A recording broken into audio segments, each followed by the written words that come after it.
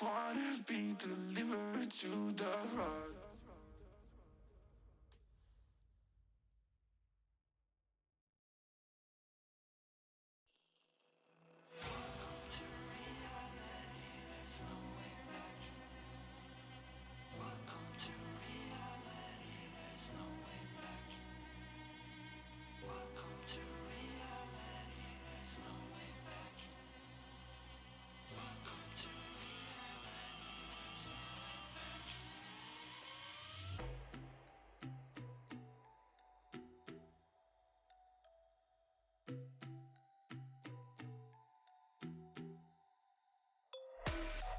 Welcome to unrealization.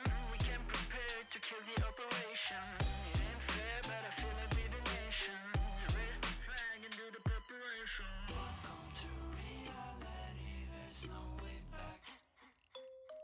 Welcome to reality. Can't fuck with that.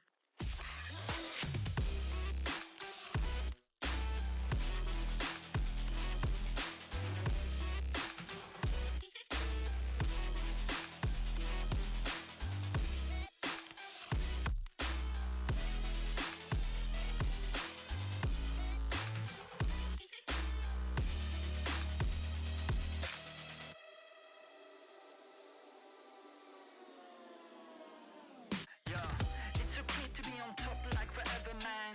This is hard fucking beeping after aliens. We on top of the world, we the sapiens. Do you understand massive complication there? Do you really think you know what I'm made of? My flow is so magical, I'm old, call me Gandalf. You can shine, but I'm about to go off. I don't wanna believe what I'm saying, but I cannot do this at all. Welcome to reality, there's no way back. Welcome to reality, there's no way back. Welcome to reality, there's no way back. Welcome to reality, there's no way back. Welcome to reality, there's no way back.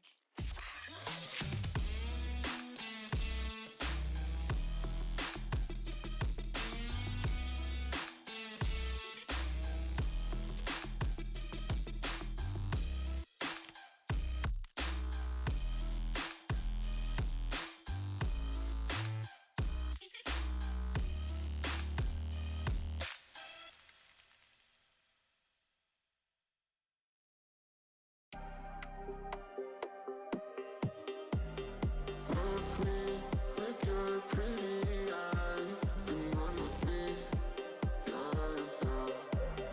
'Cause you and I are a secret. Feel my drift against your skin. 'Cause honestly, yeah, let's hold our breath. This is so real.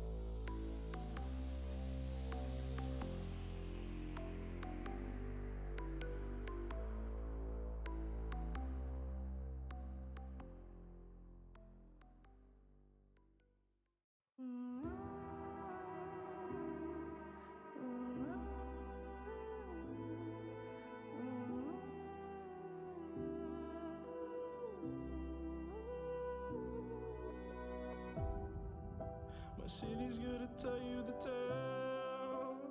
Everyone was left in the veil. My time won't come to an end. Take a look around, it's a war zone.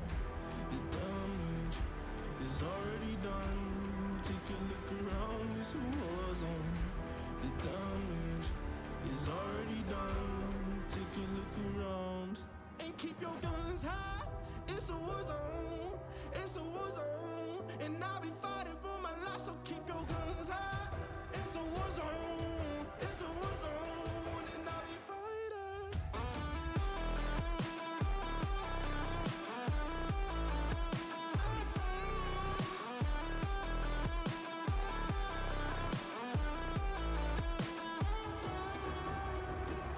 I'm bad to the bone, got blood on my knees. I'm bad for my life, I'm fighting. Yeah, I'm bad to the bone, got blood on my knees. I'm bad for my life, I'm fighting. The ash keep burning down. No, you won't hear a sound. The screaming bottled within. Take a look around and keep your guns high. It's a war zone. It's a war zone, and I'll be fighting for my life. So keep your guns high. It's a war zone. It's a war zone, and I'll be fighting.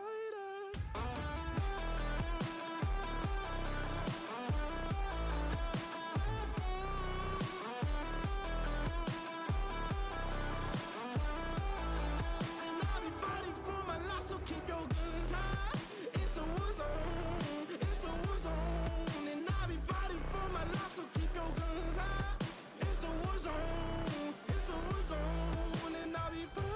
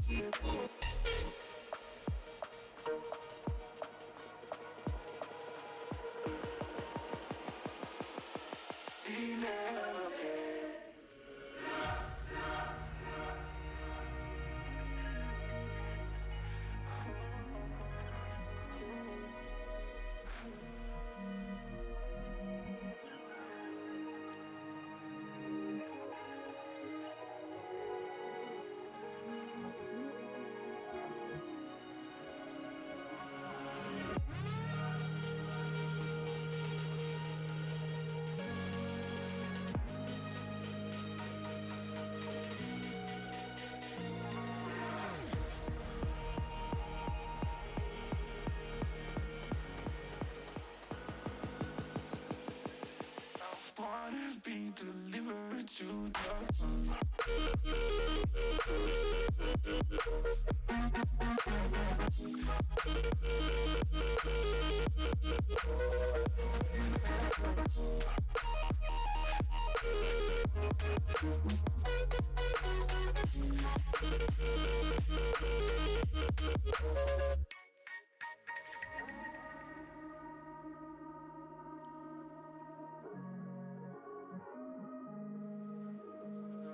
wanna be delivered to the heart.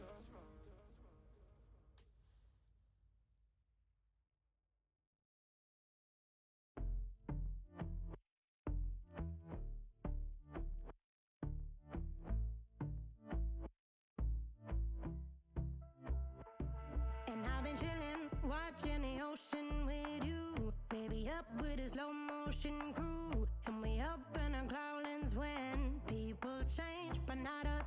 And we just chillin', kicking it, kissed by the sun. Could be soaked to the skin in the mall soon. I know she got the good vibes when seasons change, but we're the same. Even if I lost all my money, the zero runs deep, honey. And I don't need to speak a single word, 'cause you got me holding, holding.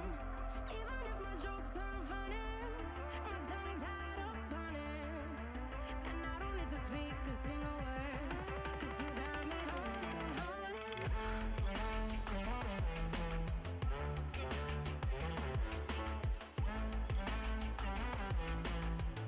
'Cause you got me holding, holding.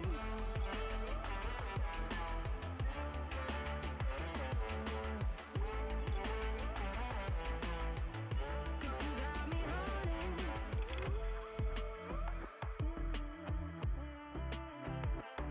And I'll be running, possessed by a low, low voodoo. Fired up like a wolf on a full moon. And we're stuck in a la la land. The tides will turn without us.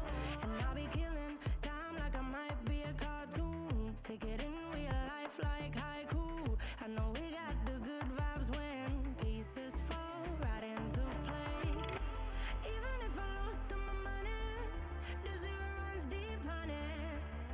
And I don't need to speak a single word, 'cause you got me holding, holding. Even if my jokes aren't funny, my tongue tied up on it. And I don't need to speak a single word, 'cause you got me holding, holding.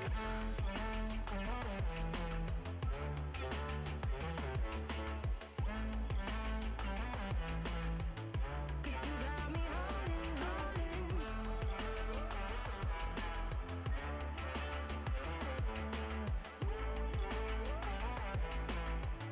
Cause you got me holding. Play me like a bass guitar. Simmer down and mash me up. Tripping like I'm Jimmy at Woodstock. Drum me round in your red Ford. Shivers down my spinal cord. Cause you got me holding, holding. Even if I lost all my money, the zero runs deep, honey. And I don't need to speak a single word, 'cause you got me holding, holding. Even if my jokes aren't funny, my tongue tied up on it. And I don't need to speak a single word, 'cause you got me holding, holding.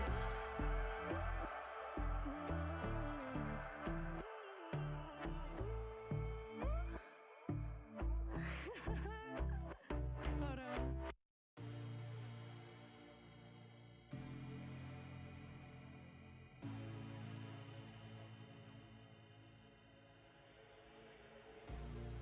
I wish a void opened in the air to suck me up, 'cause I really don't care. While I'm falling, I wondered if you would miss me when I'm gone.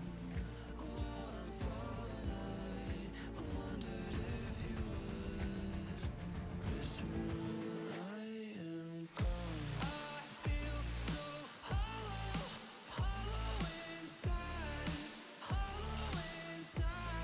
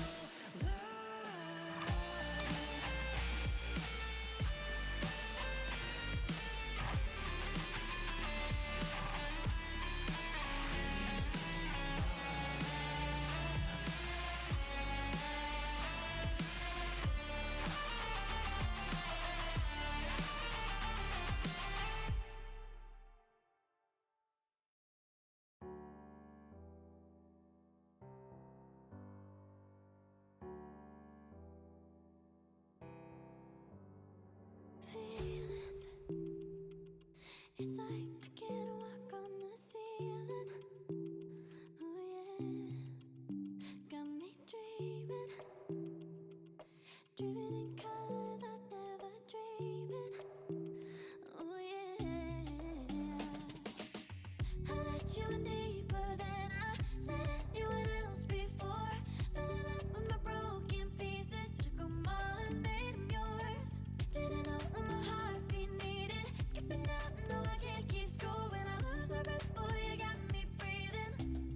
Oh, every little thing you do, every time you hold me, take me higher, higher.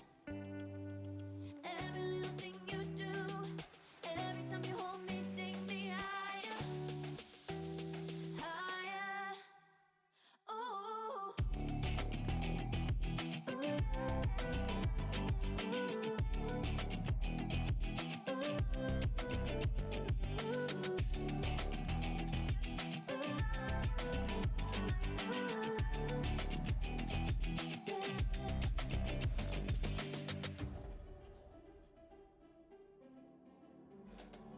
magic. No, I'm never letting go. Now that I have it with you. When you kiss me, it's like the stars fall out the sky onto my heart to cover up what I don't wanna show. I let you in deeper than I let anyone else before. Fell in love with my broken pieces, took 'em all and made 'em yours. Didn't know what my heartbeat needed, skipping out, no I can't keep score. When I lose my breath, boy, you got me breathing. Oh, every little thing you do, every time you hold me, take me higher, higher. Every little thing you do, every time you hold me, take me higher, higher. Oh, you take me higher, you take me higher, baby, you take me higher, you take me higher, baby, you take me higher, you take me higher, baby, you take me higher, yeah, you take me higher, baby.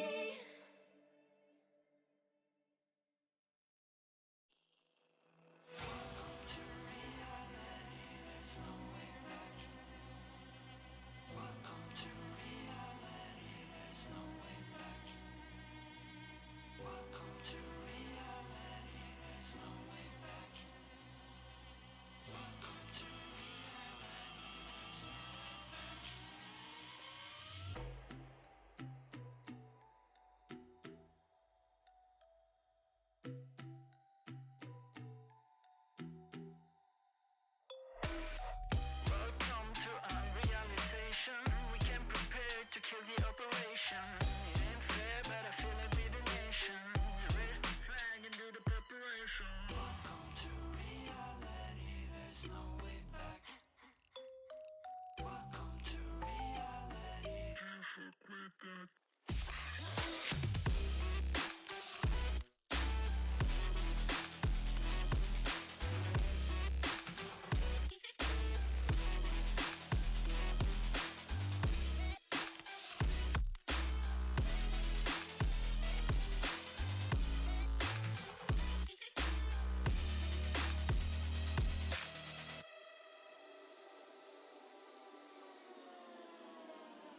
Yeah, it's okay to be on top like forever, man. This is hard fucking beeping after aliens. We on top of the world, we the sapiens. Do you understand massive complication there? Do you really think you know what I'm made of? My flow is so magical, I'm old, call me Gandalf. You can shine, but I'm about to go off. Part of me wanna believe what I'm saying, but I cannot do this at all. Welcome to reality, there's no way back. Welcome to reality, there's no way back. Welcome to reality, there's no way back. Welcome to reality, there's no way back. Welcome to reality, there's no way back.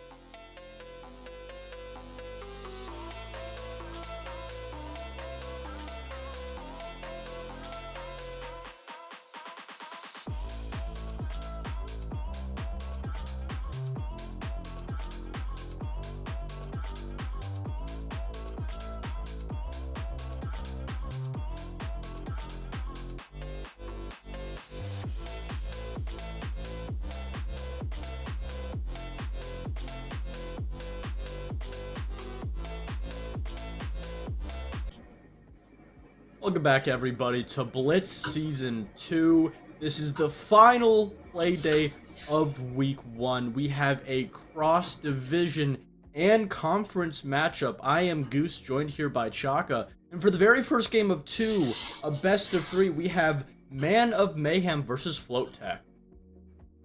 Yep, I'm pretty excited about this one. It's both of these two teams' first game of the season, so it'll be excited to see how they get things rolling. And FloatTech are more recently assembled compared to Men of Mayhem, so this will be an exciting game to watch, not only because it's their first game, but also because it'll be an interesting way to see how these squads play in a competitive setting, considering that the Blitz series does run in best of threes.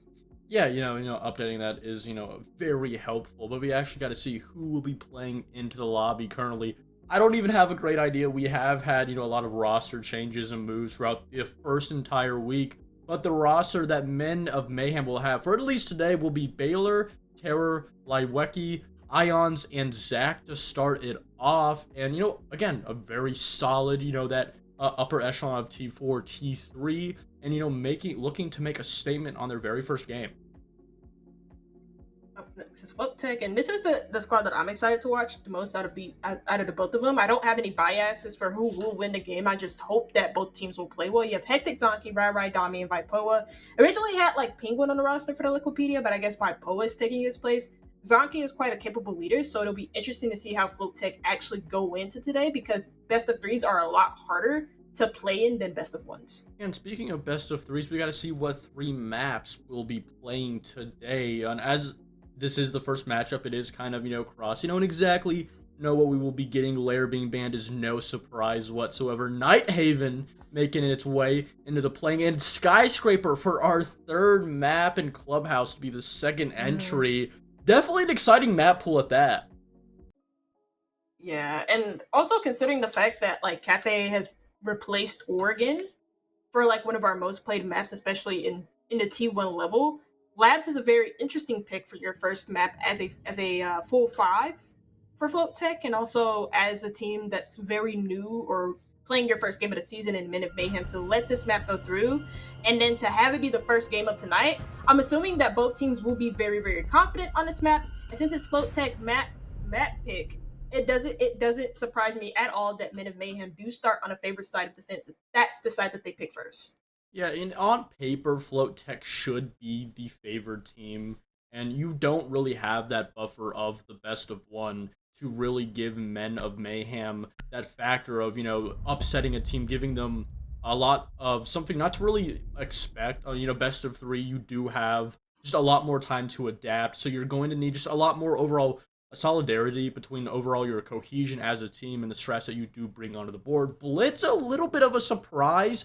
You don't see a whole lot of Blitz bans. You do usually more see that Monty, so that could potentially be kind of, I guess, a speed debuff that, Men of Mayhem just really want to get out of the way very early on.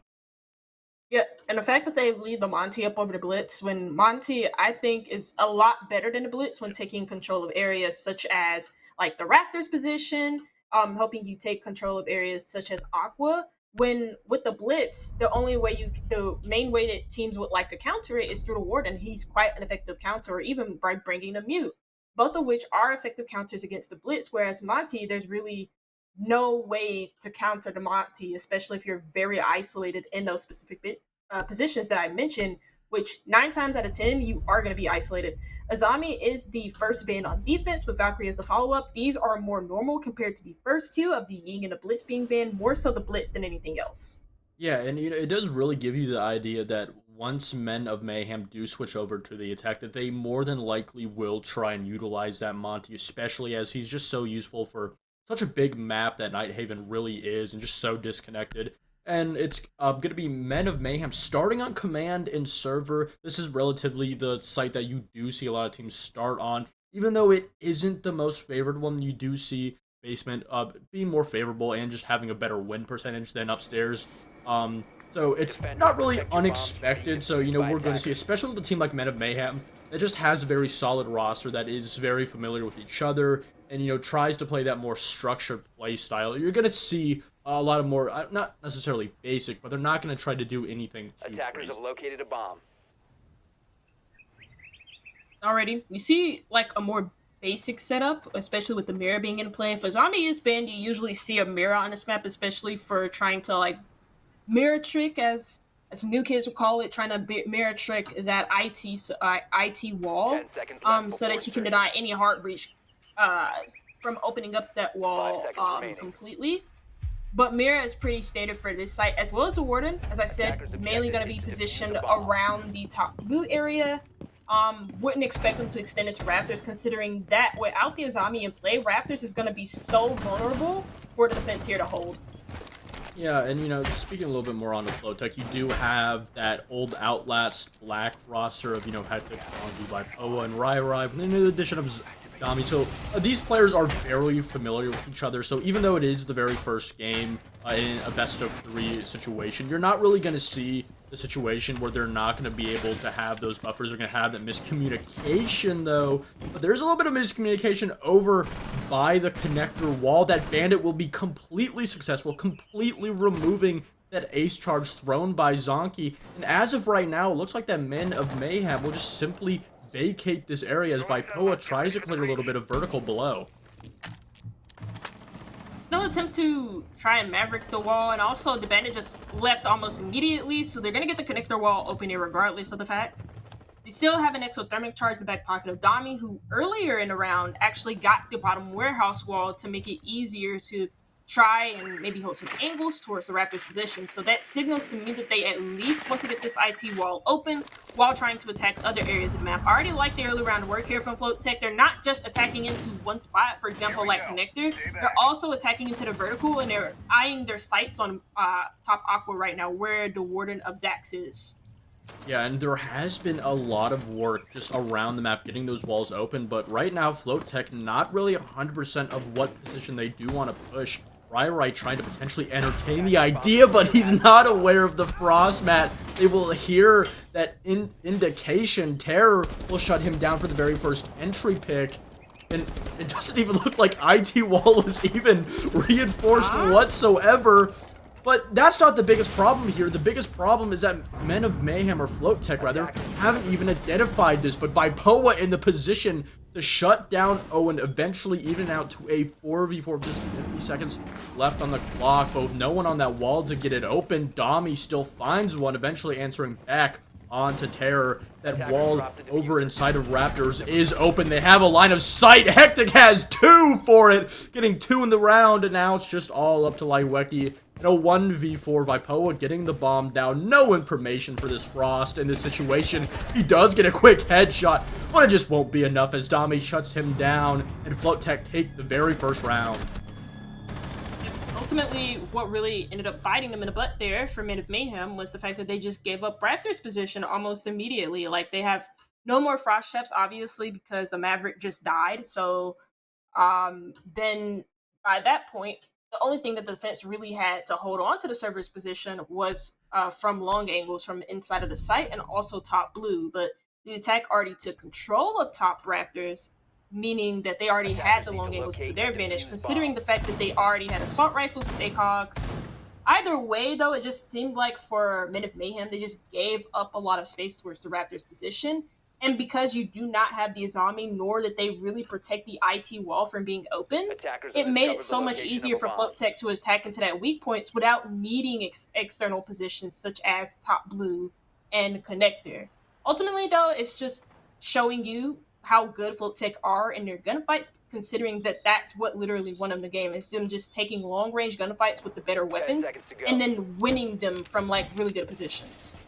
Men of Mayhem will be saying to themselves that they did like the round. It was a relatively strong round, especially in that early round, just denying so much of that hard breach utility. Then we going back to the exact same site, changing up just a little bit of their overall hold. They will be eventually reinforcing and having the Bandit, that being Terror, over by IT Wall to potentially deny this. As we saw last round, they just got so much control over in Raptors as soon as they cleared out that roamer over in storage. So a lot of great time management from FloatTech, but Men of Mayhem already adapting relatively quickly in the second. Yep. And realistically, that Raptors position is what lost in the last round. And when you don't have an Azami, you as a defender should be putting more emphasis on trying to keep the IT breach closed. If you can't do that, then good luck defending the second floor. And I like the fact that Men of Mayhem have read into that situation.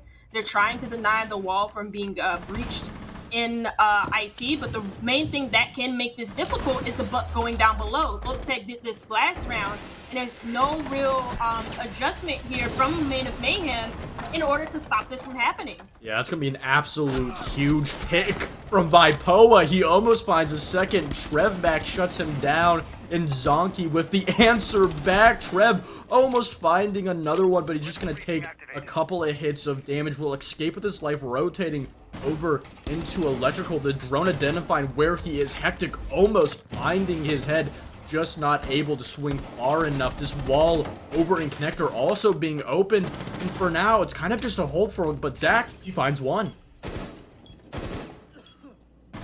Immediately peels back off of this position. They do still have this IT breach open, but they retain control of Raptors. This is huge for Men of Mayhem. Now this means that the only point of attack that FloatTech had is through the connected position, which they haven't worked fully, nor do they have any information to push forward.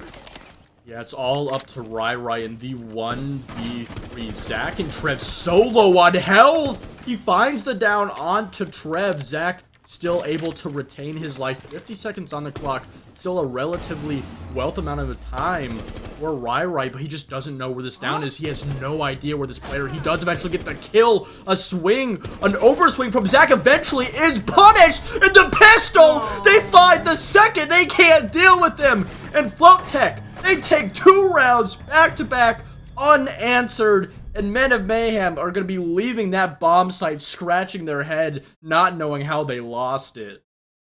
I wonder if they're going to... It looked like they almost... Yeah, so they're not going to pick back into the second floor yet again. It was a much better defender round for Men of Mayhem, though, despite them losing it. I mean, they tried to get the IT breach for as long as they could. They retained control of Raptors' position by holding that a lot more aggressively and not giving up that ground to the attackers. But really, just towards the end, it just seemed like just a missed time on the double swing from both the defenders. And while they did swing at the same time at one point, both of them just missed their shots, and the only player that existed there from FloatTech. So really, it's all about capitalizing on a situation when you know you have the man up. Because I can understand why they wanted to swing. They couldn't really move anywhere else. They try to run away towards IT, or they try to run away into the opposite site. They get shot in the back. So their best bet, while they're still stuck in a service position next to the connector wall and also next to the connector or the electrical door, is by double swinging together. But they both just missed their shots, so nothing even mattered at that point. And keep in mind, on paper and statistically, Nighthaven Labs is a defender-sided map. Usually you will see that 4-2 split for the defensive side. So losing 2 rounds on the exact same bomb site, especially a round where you should have won, is not only mental chalking, but also it puts Men of Mayhem in a very difficult position so early on the round. And FloatTech, they're just going to continue to be able to just go throughout this entire map, this entire series with their head held high. No heat checks relatively coming out, or at least finding success onto them. And Men of Mayhem, you can already see that they're feeling the pressure, just not really wanting to overswing and get into many engagements, as they don't want to lose another entry pick. It's almost a very close call for Terror. Has to back up. And originally, I thought this was a pretty good defensive setup for Men of Mayhem, but now it seems like it's being completely misconstructed. And all of these players, you can tell the moment they feel pressure, everybody kind of backs up and they're moving off of their original positions, meaning that they have less cover for these rushbacks, just in case Men of Mayhem need to fall back from these really tough positions. So right now they may need to give up some ground around the second floor, which is what they probably don't want to do when it comes to surrendering this vertical, because of how important it can be for this basement site. Yeah, that was an absolutely huge play. You saw Rai heard the C4, pinged it, and the Ram was able to get rid of it. Trevmac still all the way upstairs, potentially in a position to play spoilers, but you can see that this bandit does not want to give up his position. Eventually, that Ram boogie drone will push him out. Zonky finding the very first onto that warden on the wall out of all positions. That's a huge opening you've essentially opened up this entire map, this entire bomb site, and now you have Trev trying to play spoilers, but Zonky, he finds Owen on that bandit. Rai getting the bomb down, Terror trying to potentially get a flank, but they do trade, it's just not enough. Zach does find one, eventually finishing off Zonky, but now he has to deal with it, a 2v3, essentially a 1v3 with this Monty still on the board. TrevMac still completely disconnected from his teammates. Zach just trying to find anything whatsoever. He can't even find the kill onto Vipoa. Trev eventually does deal with them with the boss G, even it out now to a 1v2. Just Dami and Rai on that Monty with 17 seconds left. It's just near impossible. It's a task too tall to ask from TrevMac. He doesn't even know where the last one aside from the Monty is. The timer clicks down past that 7-second mark and it's all over. And FloatTech, they now take a third. Honestly, I thought at first with the way that FloatTech were taking the first floor, they also bought the Monty in that round. I originally thought that they were going to do a full clear, but instead what they ended up doing was a complete focus towards the vending machine stairs, exosuit, and then also into the assembly site. And the reason why they did that is because I mentioned earlier, Men of Mayhem just kind of like left a player isolated on the Soda stairway, and he only really had the shield there. They also just kind of just didn't really have enough manpower towards assembly, which is what the Maverick opened up to open up those lines of sight. And like, I mean, eventually, like, Men of Mayhem had to end up giving that up. FloatTech gained that area of the map. They also have the Nomad to watch for flanks, just in case Men of Mayhem end up retaking that area. Overall, it's just a very nice spot for FloatTech to recognize some weaknesses there for Men of Mayhem, attack into it directly, and then go for a direct plant as well, because they already had some site work. They had some really good offsite work. They didn't need to do a full clear just because there weren't really there wasn't really that much help for the vending side of the map or Men of Mayhem. So really nice execution there for FloatTech. Yeah, you can see Owen on the Clash hiding his position so he isn't drone out. It doesn't look like there was any drone in his vicinity. So FloatTech not going in completely blind, but they will be going into this fourth attacking round with no knowledge that this Clash has been brought out by Men of Mayhem. And now going back up to this upstairs bomb site, it's kind of a situation where you've now gone to the two most favored bomb sites, lost them two relatively very definitively, and there's only really so much you can do. You just have to go back and just try and attempt something new, and this answer will be the Clash, especially with that fuse and the Monty shield on the board. It's going to be kind of a situation where this could be something that FloatTech are not prepared to deal with. They brought the Maverick last round in order to open up the assembly wall. This time it's going to be used for IT breach, and very good that FloatTech recognized that, well, they bandit tricked this wall last time. Let's bring something that won't really be countered by the Maverick, or by, something that won't counter any hard breach this time around, which is the Maverick. Can't be countered by anything, not even Tuberal. It's a very good read there to open up the IT breach. This time around, they won't be going for any vertical control, so this seems like it's going to be direct and in your face, where they may be prioritizing going for cargo from the bottom up, which is where Vipoa is going, or blue stairs, I mean, from bottom up. And the rest of them will be taking the Raptors position with that Monty. Yeah, you can already see Trev trying to set up this vertical. Ash will shoot a couple of shots, allowing him to know his position. And the nade also going out, pushing Terror out of his position over by Raptors, but it still has not been fully cleared out yet.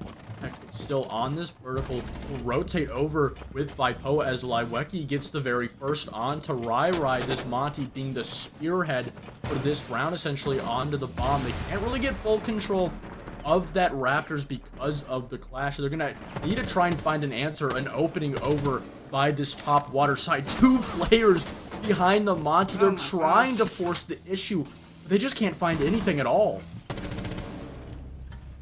It's another kill for Vipoa, or first kill in a round for FloatTech. Monty's still trying to pressure the Clash, but ultimately the Clash will win and forcing him back.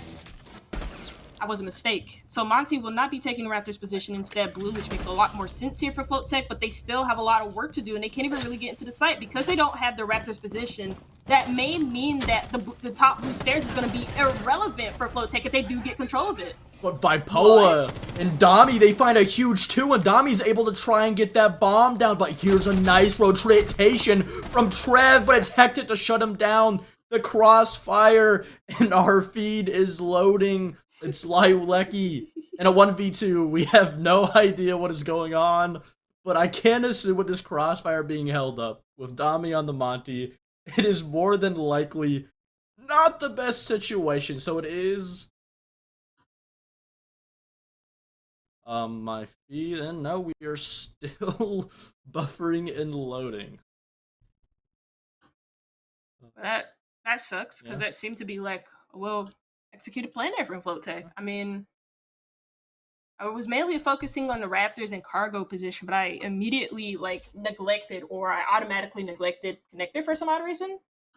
And I completely forgot that the attack could go there instead as well if they're having trouble getting Raptors position, which is what FloatTech were having issues with, was getting the Raptors position. So Hectic goes into connector. He finds a backstab on the back of the Clash. And then that immediately makes that push for FloatTech go a lot smoother.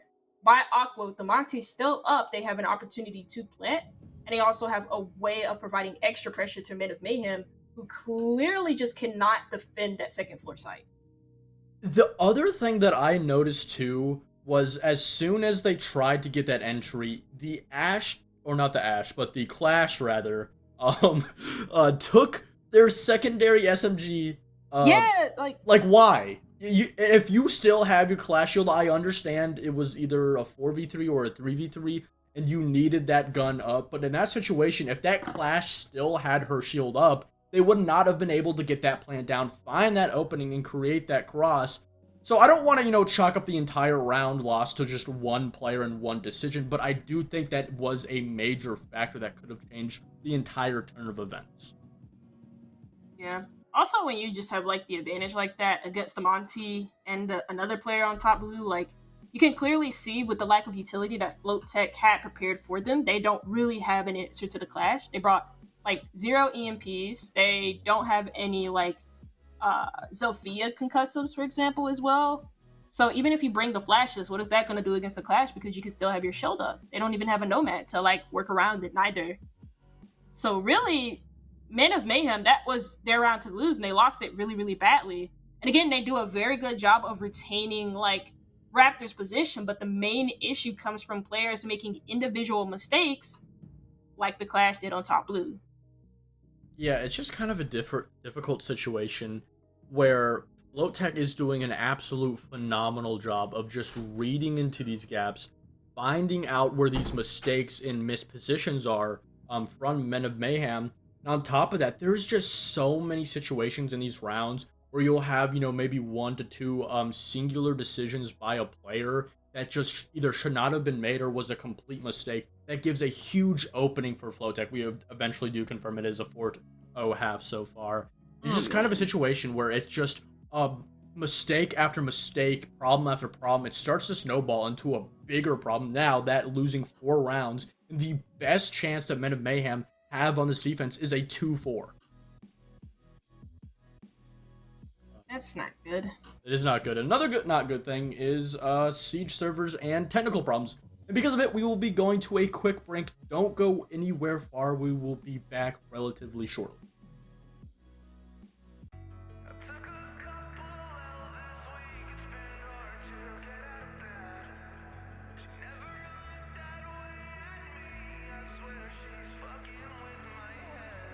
Took a couple L's this week, it's been hard to get out of bed.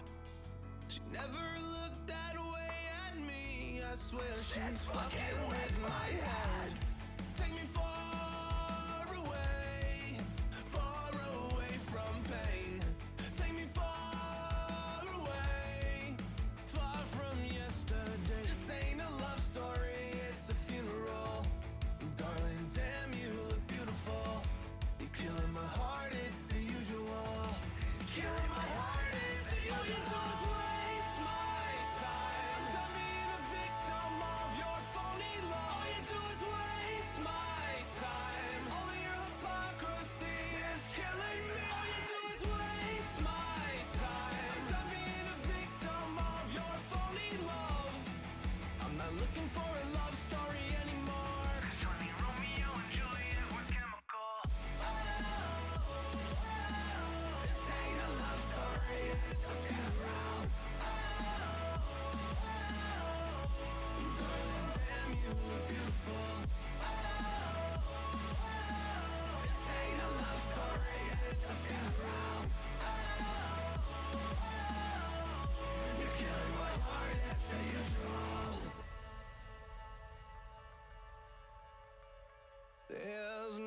no signs of stopping now.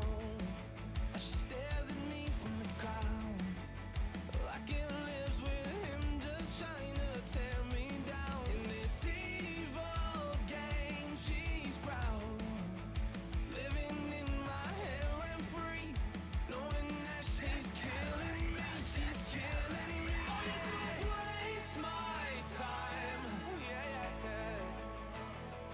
All you do is waste my time, yeah.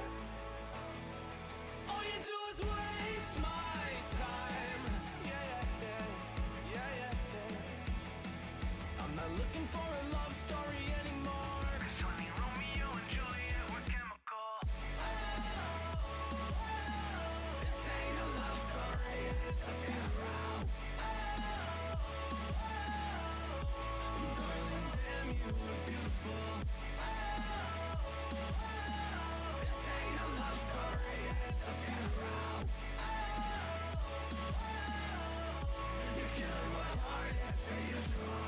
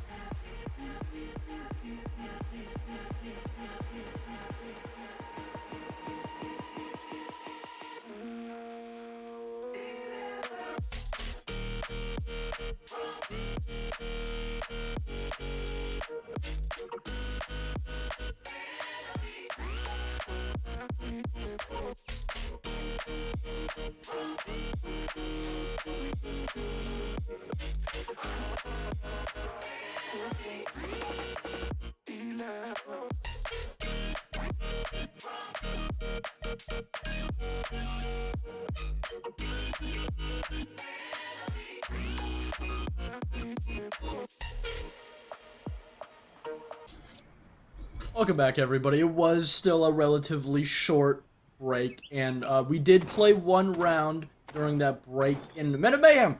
They have finally found a round, more than likely either on that Control or Labs bomb site, and now you'll be seeing all the way to Kitchen. You don't see a whole lot of teams go here at all, or even for their third choice, and you also have a very questionable rotate, so we are definitely seeing Men of Mayhem bring out just a lot of different stuff than is, per usual you'll see on a competitive Night Haven Labs map.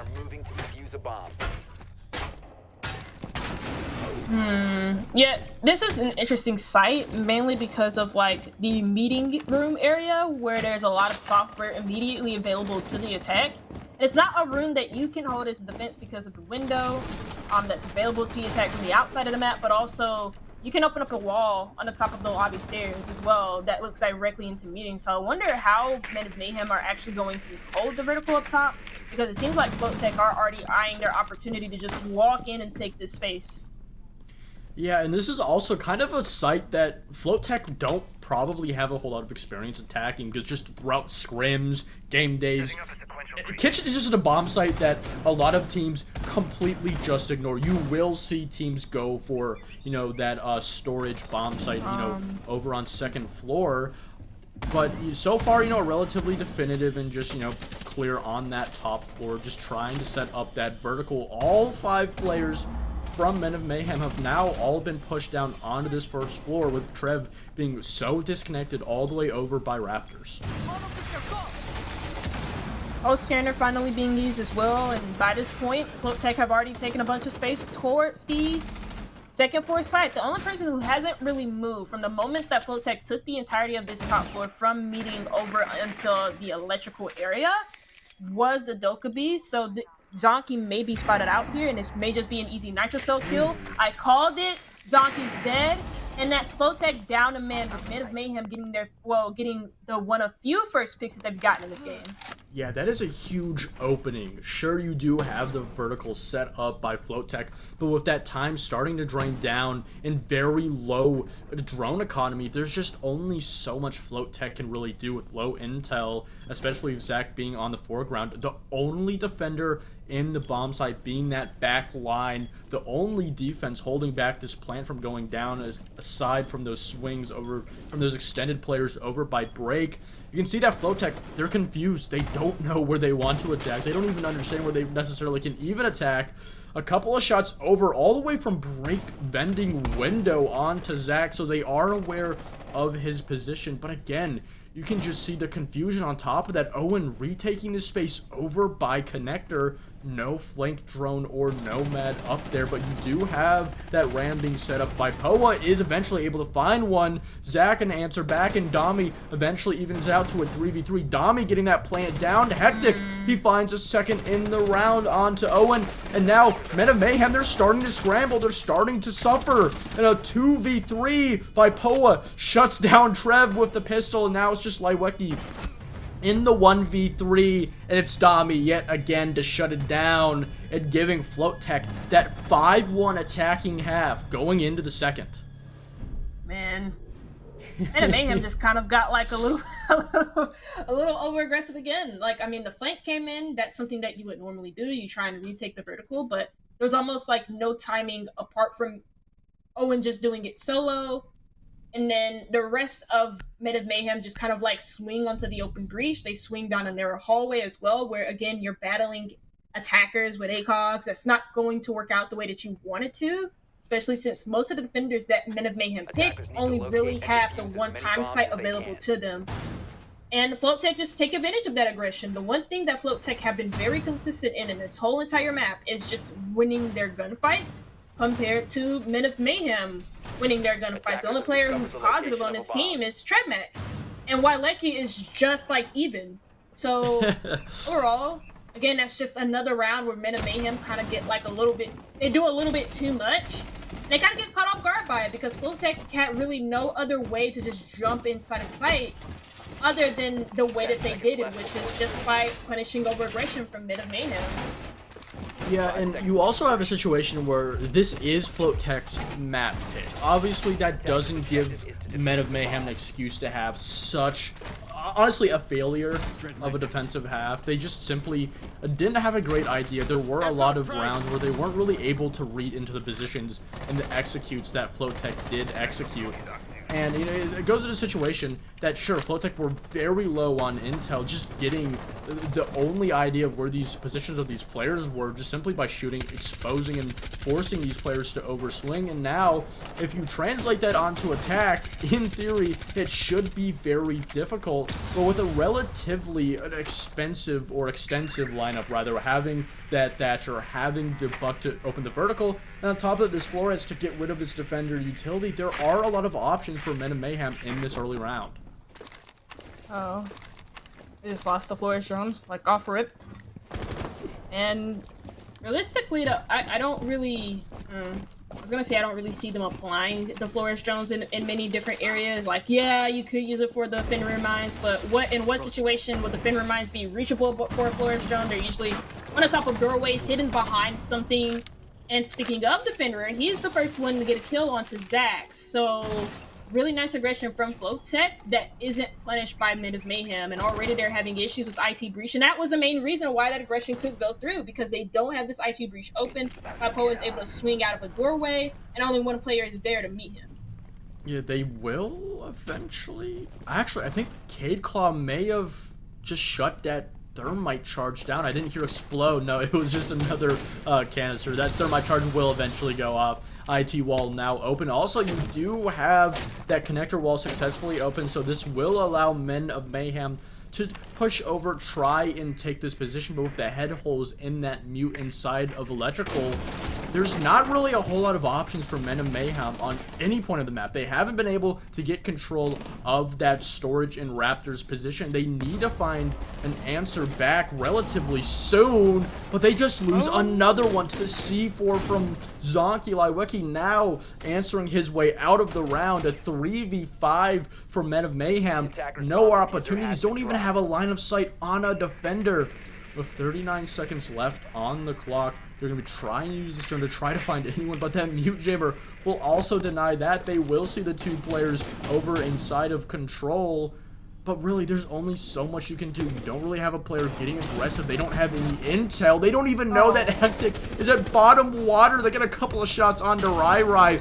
Owen, though, eventually finding the very first for the round. They don't even have defuse. 10 seconds left on the clock. It's looking near impossible. They're going to have to pull an absolute miracle. They don't even know the wall is shut down. It's a 1v2, and Dami again shuts down the round as FloatTech now on match point. Well, match point 6-1 in favor of FloatTech. And also, like, there's really not much to say about their round. Men of Mayhem, they eventually get the IT wall open. They had to lose a body to have that happen.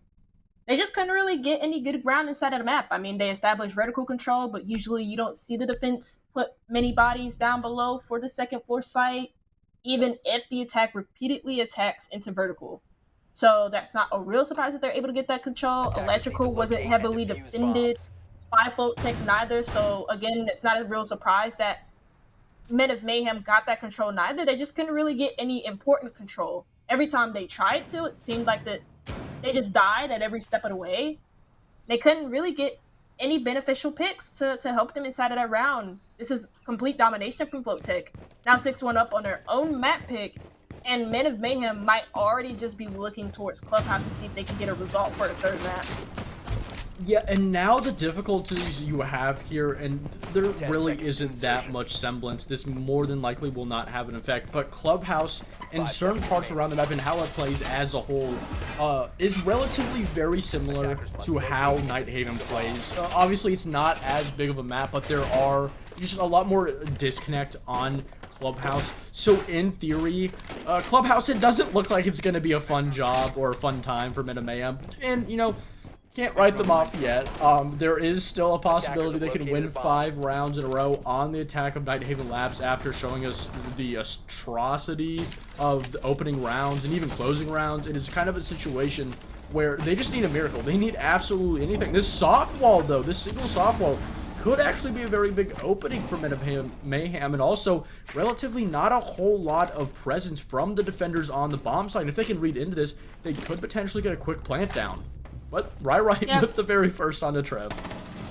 Yeah, but the issue is that you still have a lot of control around the second and the first floor. They cannot just walk into sight. They don't even have smokes to help them do that. So now they're just dying at the seams while trying to take control of the second floor. But like you mentioned earlier, there is a serious lack of intel here for the Men of Mayhem attack. When they're trying to go for this drone clear, they cannot do it properly. And by this point in the round, FloatTech got 2 kills, but they have completely vacated off of the second floor. They are not looking to give any more up. The only part of the first and second floor that they're willing to hold is only on the first floor, and that's storage. And it's just so difficult. Terror is eventually able to push back those defenders from that top floor. He does see the outline of a player, but just not even enough. They've completely vacated these top 2 floors. They've fallen back down to the bomb site. Zonky with a double in the round, and again, a very difficult situation in the late phase. It's just Zach and Terror. Terror also won't even be able to go inside the storage without taking a lick of damage. Zach just drops down the hatch, and a C4 to triple from Zonky. Terror, though, does eventually shut him down, but it's FloatTech to win the very first map pick. Their map pick at that 7-1. Really great performance from FloatTech. Men of Mayhem just kind of like, specifically what their main issue was in this game, or the main issue that I had, was the fact that a lot of the times it just seemed like they overheated a lot on their defenses and they couldn't really close out clear advantages when it was presented to them. Like, I'm thinking of both server rounds when they had like a 3v1 in one of them against Owen, or where they completely denied Raptor control in another round and they still had the clash up to deny the Monty from completely overwhelming them by blue. But then for some reason, the clash just switches out her secondary. I don't understand. But now we look forward to Clubhouse to see if Men of Mayhem can pick up some form, potentially push us into a third map, Goose. Yeah, it is looking very dire. Just not a whole lot of hope for Men of Mayhem, but they do still have potentially one last chance. That will be Clubhouse. But before we go all the way over there, we'll be taking a quick little break. Don't go anywhere far. We'll have Clubhouse right after this.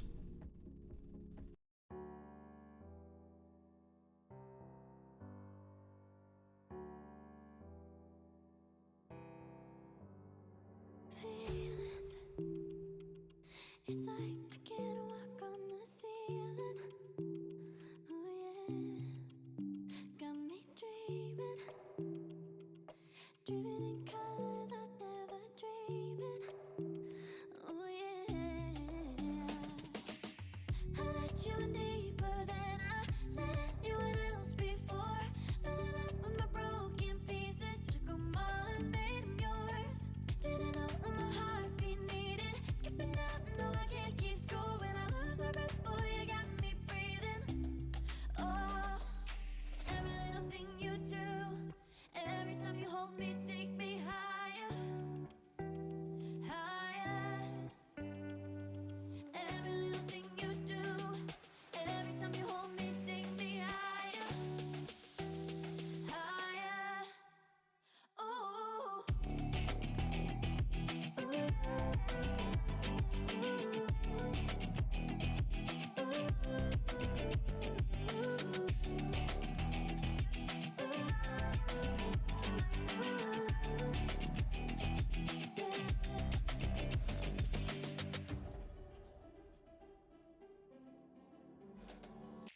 Magic. No, I'm never letting go. Now that I have it with you. When you kiss me, it's like the stars fall out the sky onto my heart to cover up what I don't wanna show.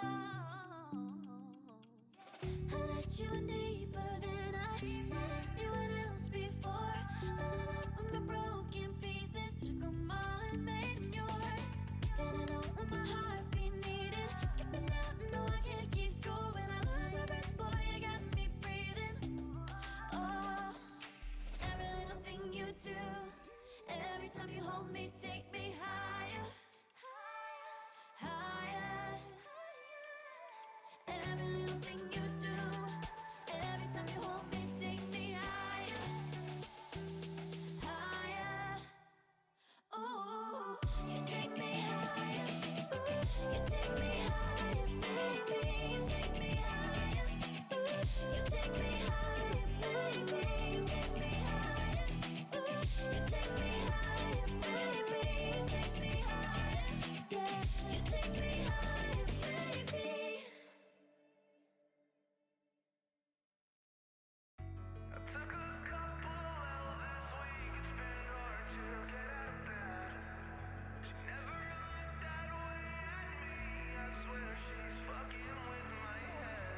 Took a couple L's this week, it's been hard to get out of bed. She never looked that way at me, I swear she's fucking with my head. Take me far away from pain. Take me far away, far from yesterday. This ain't a love story, it's a funeral. Darling, damn, you look beautiful. You're killing my heart, it's the usual. Killing my heart, it's the usual. All you do is waste my time. Done being a victim of your phony love. All you do is waste my time.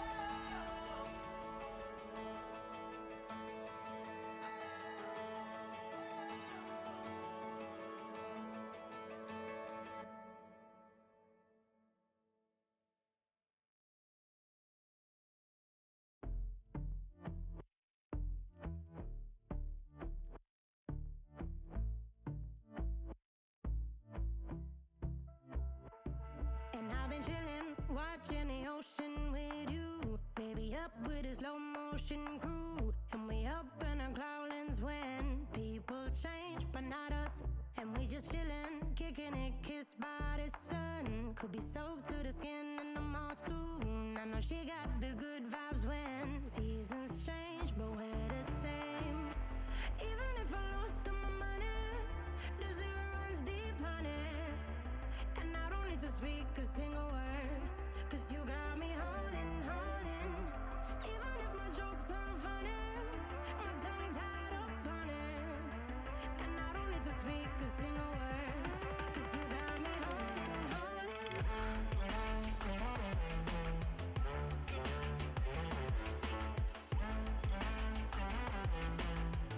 'Cause you got me holding, holding.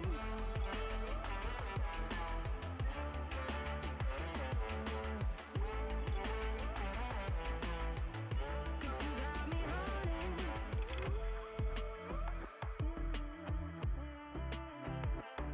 And I'll be running, possessed by a low, low voodoo. Fired up like a wolf on the full moon. And we're stuck in a la la land. The tides will turn without us. And I'll be killing time like I might be a cartoon. Take it in real life like haiku. I know we got the good vibes when pieces fall right into place. Even if I lost all my money, the zero runs deep, honey. And I don't need to speak a single word, 'cause you got me holding, holding. Even if my jokes aren't funny, my tongue tied up on it. And I don't need to speak a single word, 'cause you got me holding, holding.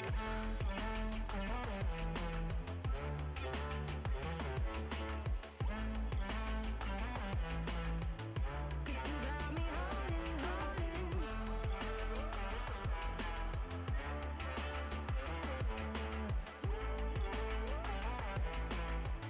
'Cause you got me holding. Play me like a bass guitar. Simmer down and mess me up. Tripping like I'm Jimmy at Woodstock. Drive me round in your red Ford.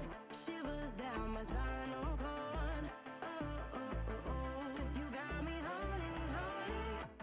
Even if I lost all my money, the zero runs deep, honey. And I don't need to speak a single word, 'cause you got me holding, holding. Even if my jokes aren't funny, my tongue tied up on it. And I don't need to speak a single word, 'cause you got me holding, holding.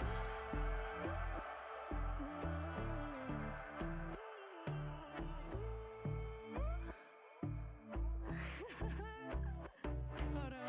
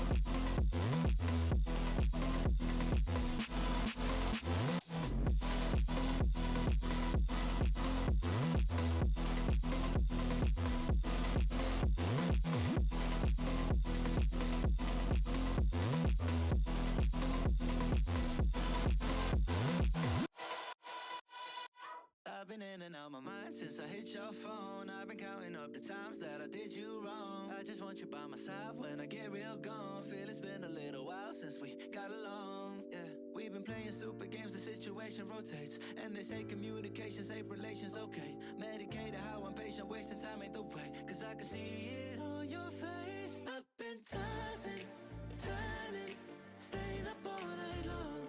I've been calling, yearning, wondering what I did wrong. I could tell by your eyes, you got something to hide. So open your mind up, let me inside, and let's make it right. Tell me, baby, what's the problem? Cause I keep trying to figure it out. Oh no, oh no. Tell me, baby, what's the problem? I'm only picking up what you're putting down. You'll be tripping, I don't know what about. So what's the problem right now? Okay, now hold up. Let me get something right off my chest. I've been meaning to read into it, time to put it to rest. Is it stress? Is it that I ain't answer your text? Don't you treat it like amnesia, you know I always forget. Stirring the pot real hot, watch how the plot thickens. Around the clock, tick tock, need more than 20 seconds to get your attention before it's on to the next thing. And I'm over here again wondering, can I hold ya, hear your truth, pull you closer, talk it through. Girl, you know that I'm the one that you can come and complain to. Your silhouette's amazing, but your brain is a maze too. So can you help me find my way while I find something to say? I know the arguing just augments everything going both ways, but baby, I can see it on your face. I've been tossing, turning, staying up all night long. I've been calling, yearning, wondering what I did wrong. I could tell by your eyes, you got something to hide. So open your mind up, let me inside, and let's make it right. Tell me, baby, what's the problem? Cause I keep trying to figure it out. Oh no, oh no.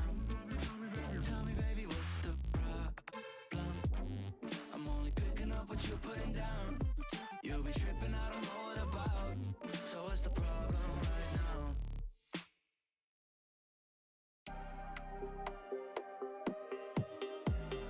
Look me with your pretty eyes and run with me, yeah, yeah. 'Cause you and I are the secret. Feel my drift against your skin. 'Cause honestly, yeah, let's hold our breath. This is so real. Just you and me, let's escape, girl, tonight.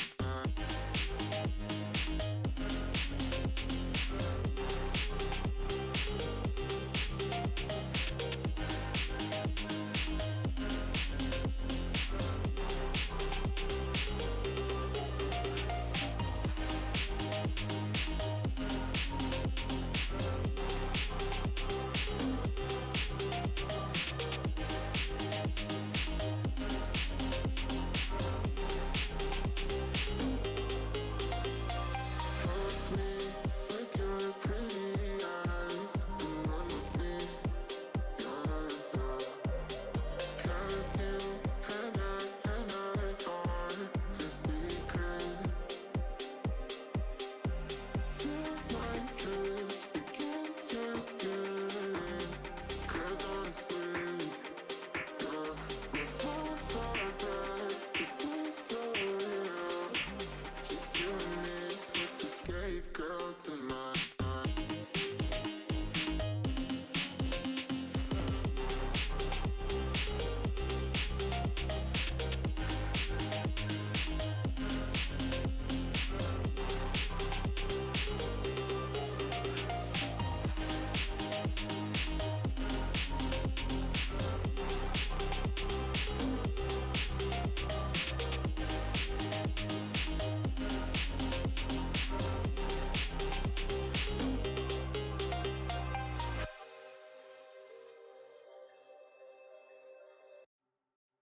I've been in and out my mind since I hit your phone. I've been counting up the times that I did you wrong. I just want you by my side when I get real gone. Feel it's been a little while since we got along. Yeah, we've been playing stupid games, the situation rotates. And they say communication, safe relations, okay. Medicated how I'm patient, wasting time ain't the way. Cause I can see it on your face. I've been tossing, turning, staying up all night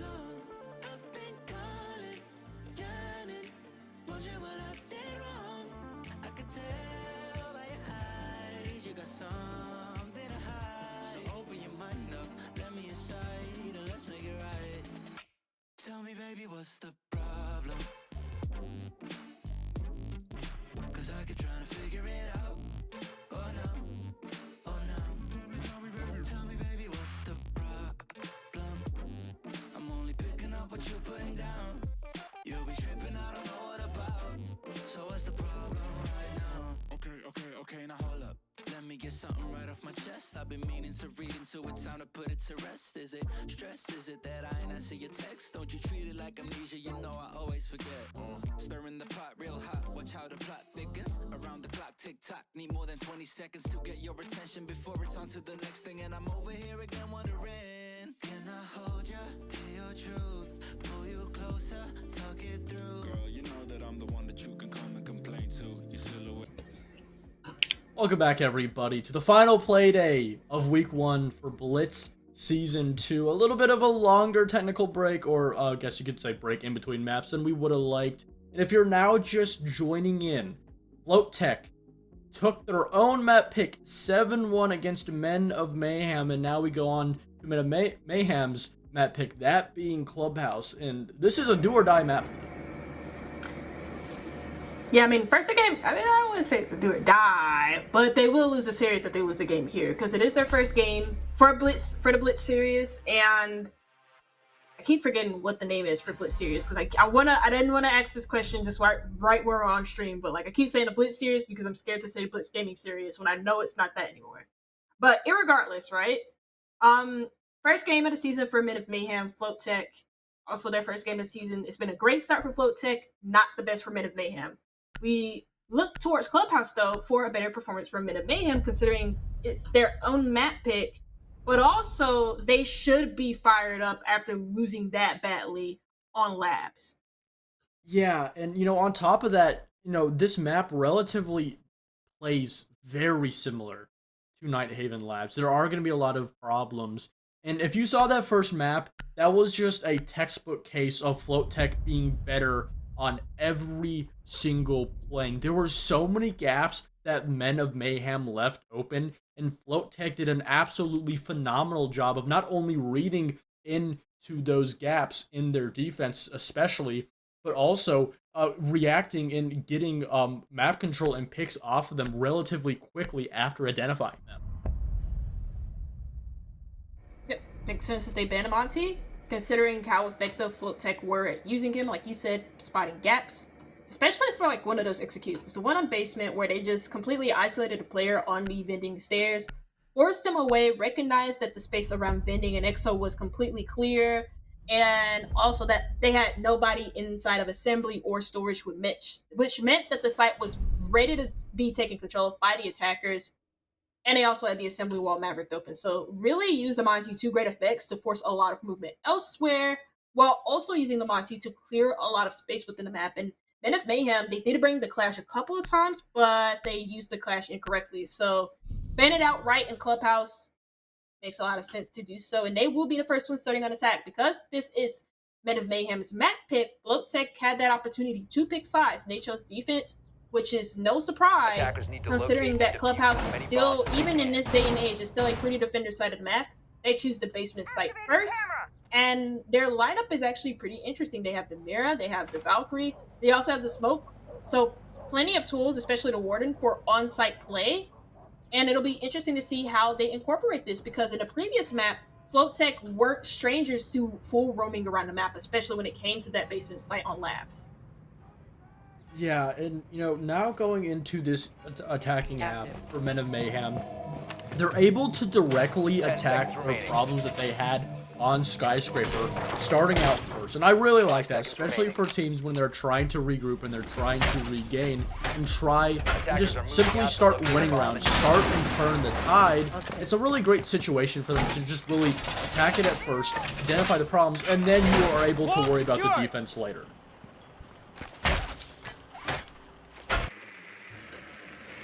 Seems like Men of Mayhem want to go for a full map clear here. They already droned out the second floor area of the map towards Cash. Looking to completely drone out the rest of the map towards Master Bedroom and Office, and it seems like they're Master Bedroom and Gym. And it seems like they're going to be successful in doing so. Like I'm kind of indicated earlier, FloatTech have a very anchor-heavy setup, so they're not going to be roaming around too much. And so this seems to be the case here. The only player that's really up and roaming is Vipoa on his roam, and he gets the first kill just like that. Yeah, and just again, another opening pick and just a very early exit in that. It's just so difficult. And now Men of Mayhem losing that Habana, they're going to be losing so much utility. Sure, you're going to still have those 4 can openers, but it's going to limit the walls you're able to open onto the bomb site. You're not going to be able to open that church wall. You're not going to be able to put any pressure onto blue, and this just continues to limit the possibilities that Men of Mayhem can do.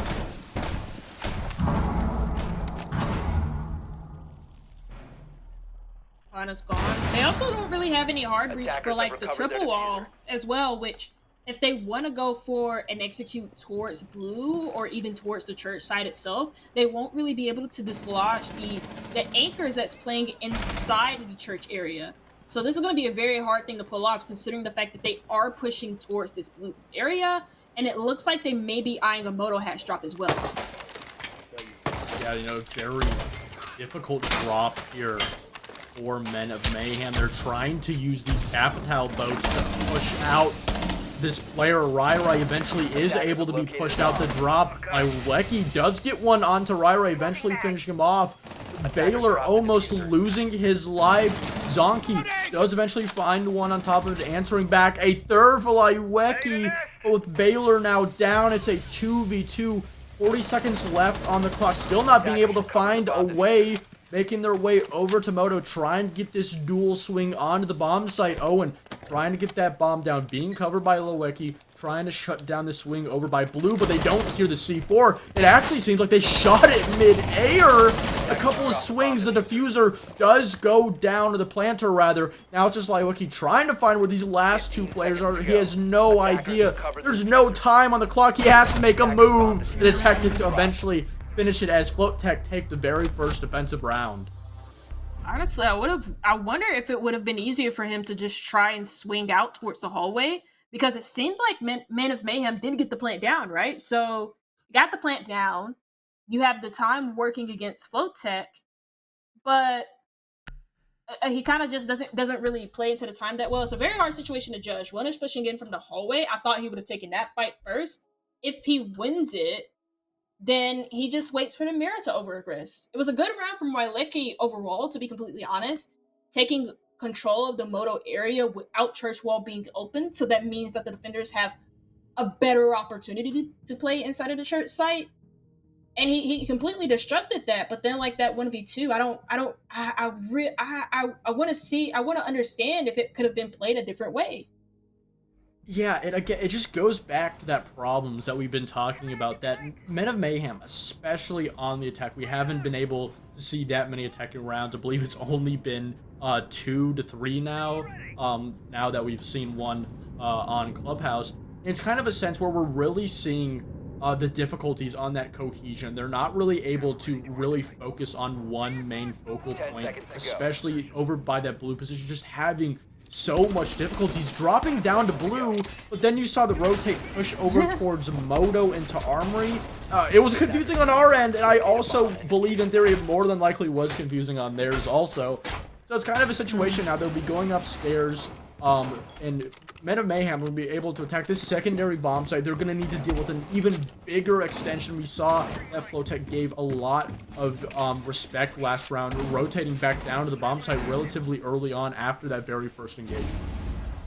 Plenty of tools from the attack to deal with this extended setup as well from FloatTech. Deployable shield on top east, a couple of Malusis here and there, and a Flores on the attacking side to be able to counter all of that and attack it all at once. The only real issue that I'll have with this is the fact that they may be countered by the mute. That doesn't happen when they're opening up this this platform wall. They get it open almost completely, so that's really good on their progress towards trying to fully clear out this cache in CCTV die. So far, not really any big openings. This relatively slow opening for Men of Mayhem is allowing for Vipoa just to continue to create even more angles, just play as comfortably as he possibly can.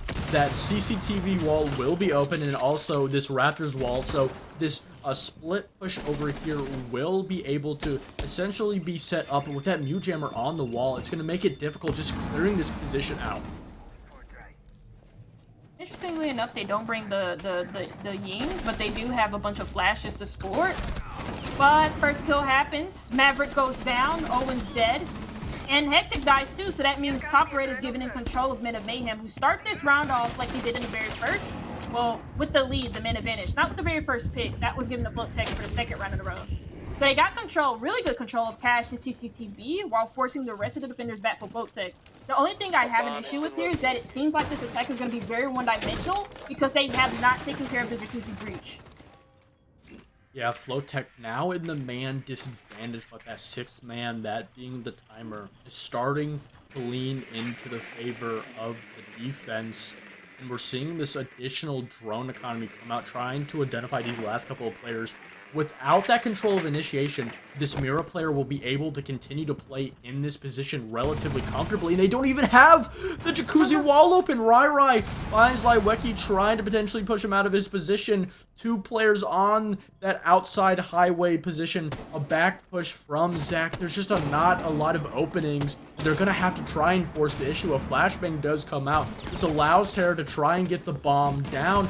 Not a lot of contention from Rai, but the down onto Terror does it allow him to get the bomb down. 12 seconds left on the clock. Terror still down. It's all up to Baylor. A jump out from Vipoa finishes out the round as FloatTech continue to stride on, now taking 2 on Clubhouse. So I made a mistake. I did say they didn't take care of Jacuzzi wall. They kind of sort of did by putting some Maverick holes there. But the biggest issue that I had with the way that they dealt with the Jacuzzi breach was the fact that it was just the holes there, and they also had nobody pre-positioned in that position already. So while the Flores was making his rotation towards Jacuzzi, Mira was already looking through those holes. And because you're not pre-looking at them in the first place, the Mira can see you before you see her once you're already in view of them. So that's exactly what happened by Jacuzzi. They didn't get Jacuzzi breach. Mira is able to apply a lot of pressure in the bathroom hallway or in the gym hallway. And then the rest of FloatTech are able to attack off of that. They get rid of the construction player first. The Habana was already down while she was planting. And the window player really just, you can't really do anything else. Your main job is to just watch the gym player, the Mira. So I kind of sympathize with her a little bit because, like, what are you supposed to do in that situation? You can't do anything. And so FloatTech do a very good job of recognizing the weakness by Jacuzzi, killing that player almost immediately, and then just isolating players in specific gunfights, recognizing that with the Habana down planting, and also then down, that it was theoretically a 3v2 in favor of FloatTech. Yeah, and now FloatTech will be bringing us all the way over to CC and Cash in plethora of just defender utility they're going to have to deal with, and also that little mirror trick on the main CC wall. I absolutely love it. Potentially trying to trick it, but if my ears are right, it sounded like both of the mirrors were shot out. I don't know if that was directly intended. It does actually look like it wasn't the C4 coming out trying to deal with Owen. It will deal just simply 3 licks of damage, but aside from that, not much else gained. And that Cape Claw still being allowed to just reside on that position. It's just such a difficult position for Men of Mentality, and they can't even really necessarily get this wall open. Men of Mentality. I was like, wait, did I get their name wrong the whole entire time? No. It's all good. I mean, Nitrocell doesn't really do a lot of damage, only about like 3 points towards Owen, but I think that was from the bandit batteries and not the actual Nitrocell, so it didn't really do much of anything. But that does mean that they probably will not be able to get that wall open, apart from the Ace now on platform trying to get that wall open. Terra just gets smoked. Can't really do much about that. Rai downs him. And that's the first pick in favor of FloatTech with no immediate response from Men of Mayhem. They just don't, they're not even necessarily in the position to get the answer back. They do try and find Vipoa to swing out from Owen, but not even able to even get clear to him. The flashbang will not be doing a whole lot of that. As of right now, Men of Mayhem just, again, don't really have a clear entry point into the bomb site.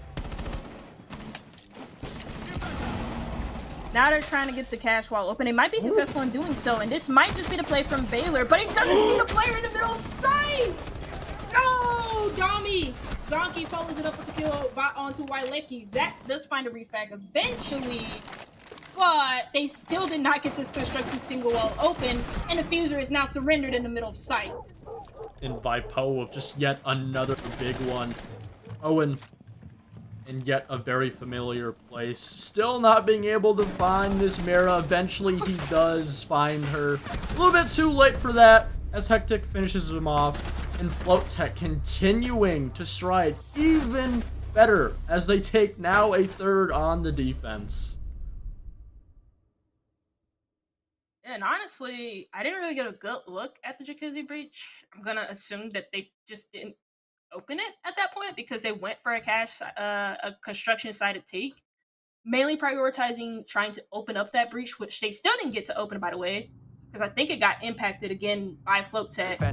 And really, like, the main issue in that round for Mayhem was just it's a couple of things: not getting the breach open. They also didn't really contest for control towards Garage. They also lost the opening pick. But the big reason as to why they lost that round and they couldn't capitalize on the ace just walking into sight for free without FloatTech noticing at first was because they just didn't really have any info to capitalize off of that. Kaid was right there, so I don't understand how the ace couldn't kill him.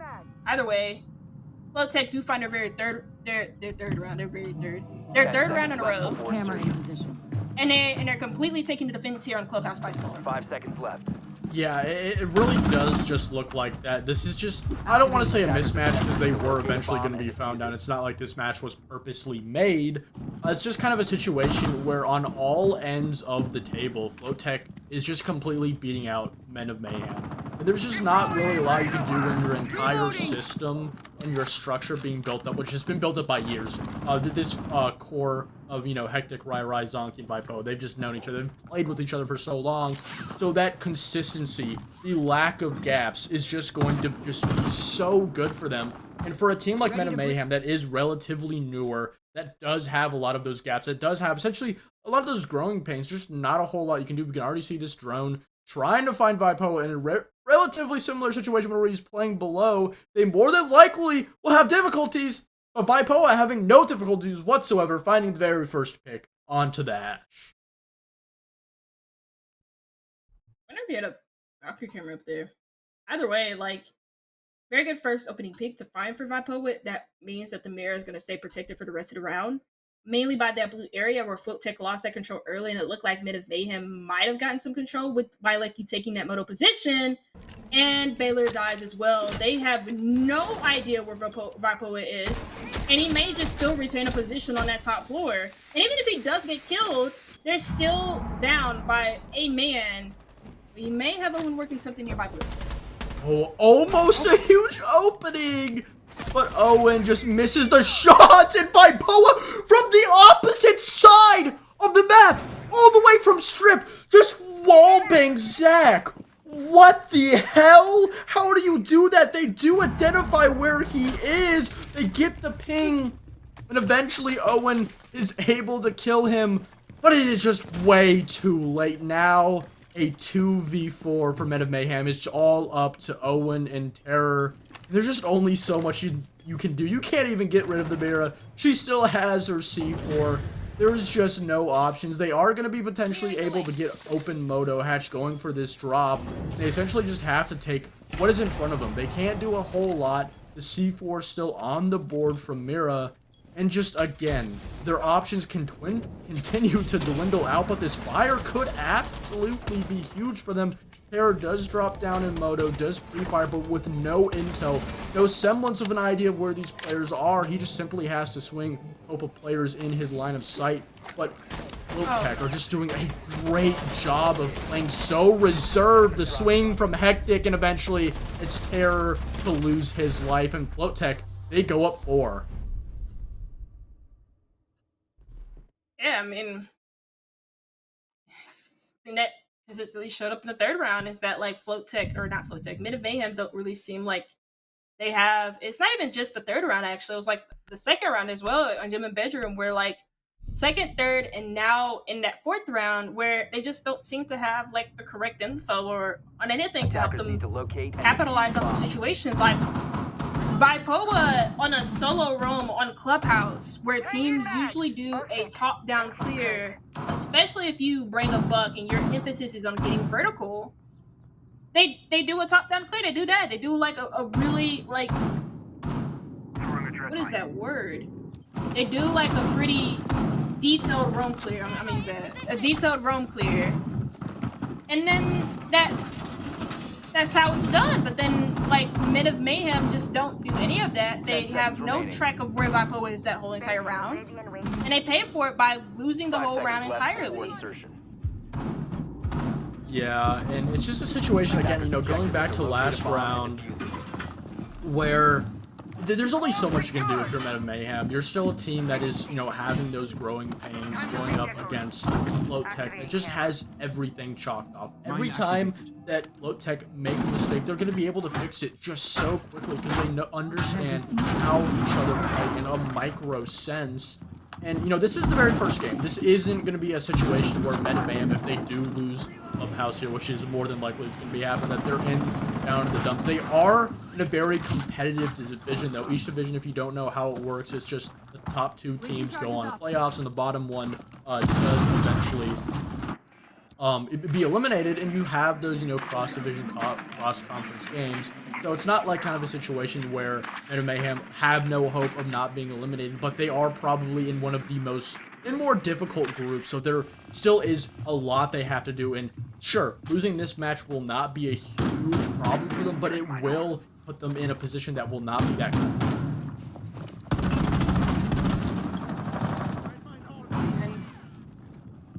And 4-0 down on their 4-0 down on their own map pick. Really not the start that you would want, considering just how badly they started on Labs as well. And you can make the excuse that was their opponent's map pick, but now this is their own and they're not really performing up to snuff. A lot of pressure being applied down below, and the first kill goes in favor of FloatTech. Yet again, they're on the end of an opening pick, and they might just find a second that really should have been Zach's kill, but none of it matters. Dami finds 2.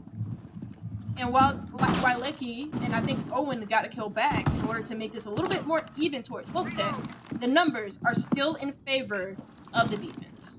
As soon as they find some success, find an opening, FloatTech just doing a great job at playing spoilers. Dami, after, you know, playing spoilers in that position over by Red, is going to be able to rotate all the way back to site, allowing for FloatTech to have all 3 last of their defenders on that bomb site. But again, Men of Mayhem in a late round situation that is just poor and not looking that it's going to be a very likely situation for them to win it out. They just need to find an opening, just trying to play these bait swings. Liwicki pushing over by Construction. This hat drop being paired by Owen. Owen does find one onto Rai, but Dami with the third in the round eventually does get that answer back. Just 23 seconds left on the clock. He knows that it's almost impossible. He has no idea where these last 2 players are. He just has to play off the swing. He has to hope that a player over swings in their position. He runs right through, and it's Dami with a 4K in the round to put FloatTech now up 5 rounds, just 1 round from having a completely flawless defensive half. Jesus. Yeah. Wow. I mean, honestly, the momentum might change if Men of Mayhem are on the defense, but I thought they would start off well on defense and Labs, and that didn't work out. This may just be a 6-0 because Men of Mayhem haven't really looked all that improved on their attack cast. It seems like their attacks have gotten like worse as rounds have gone on, if I'm being completely honest, especially since FloatTech have increased their quality of aggression and how frequently they do get aggressive. And they're also just winning on gunfights. This is a complete repeat of what happened on Labs, where FloatTech were just completely dominating them on gunfights. In situations where you would expect FloatTech. Yeah, okay. You would expect FloatTech to be like punished for like aggression like that. Vipo on the solo roam. Dami, or I believe it was Lucy, inside of Cash in the middle of the box, getting pressure down below and is able to kill the Buck really easily because of the way that the holes were made. You would think that FloatTech would get punished for that, but they're not. And Men of Mayhem haven't really done a good job of punishing FloatTech when they do get like aggressive in situations where I don't think they should. Yeah, I agree with that. And we've seen a lot of different rosters, a lot of different faces on, this, overall core that, builds up FloatTech. And the problem is they, have been a relatively very solid team, a really great team. But, when they get into that playoff position, they do start to falter, losing, the first or second round and aren't able to really finally, get over that final hurdle. But they've just looked absolutely stellar. Obviously, it's up against a team like Man of Mayhem that on paper just does not match up with them competitive-wise, and they are a team that is relatively new, going through these growing pains. But this gap spotting that we're seeing from FloatTech is just near perfect, and it's just so admirable to see from them.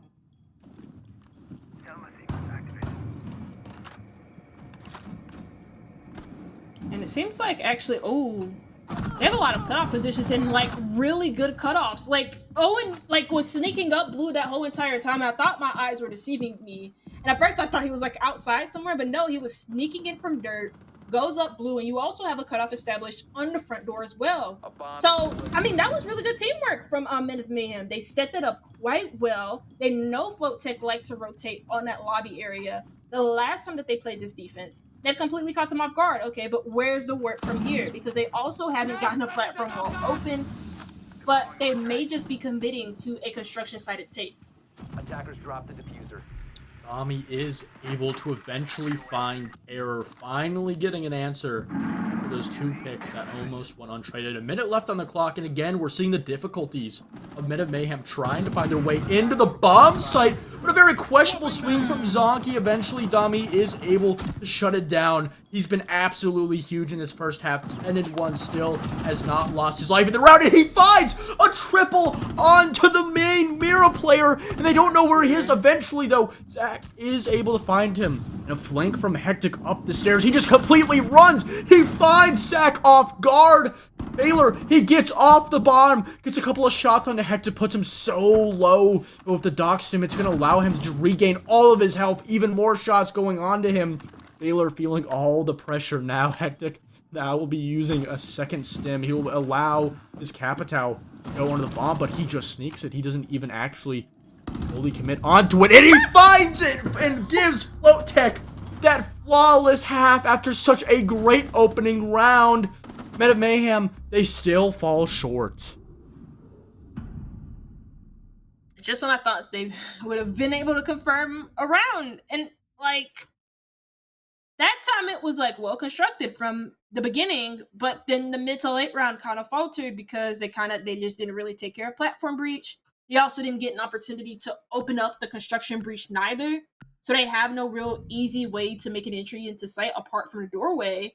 And more often than not, that's going to benefit the lone defender playing around the bomb chassis, which it did for Zonky. He got 2 kills, surprisingly. And Hectic was able to get 2 more off in that 1v2. So I'm very confused because, again, it seemed like the same...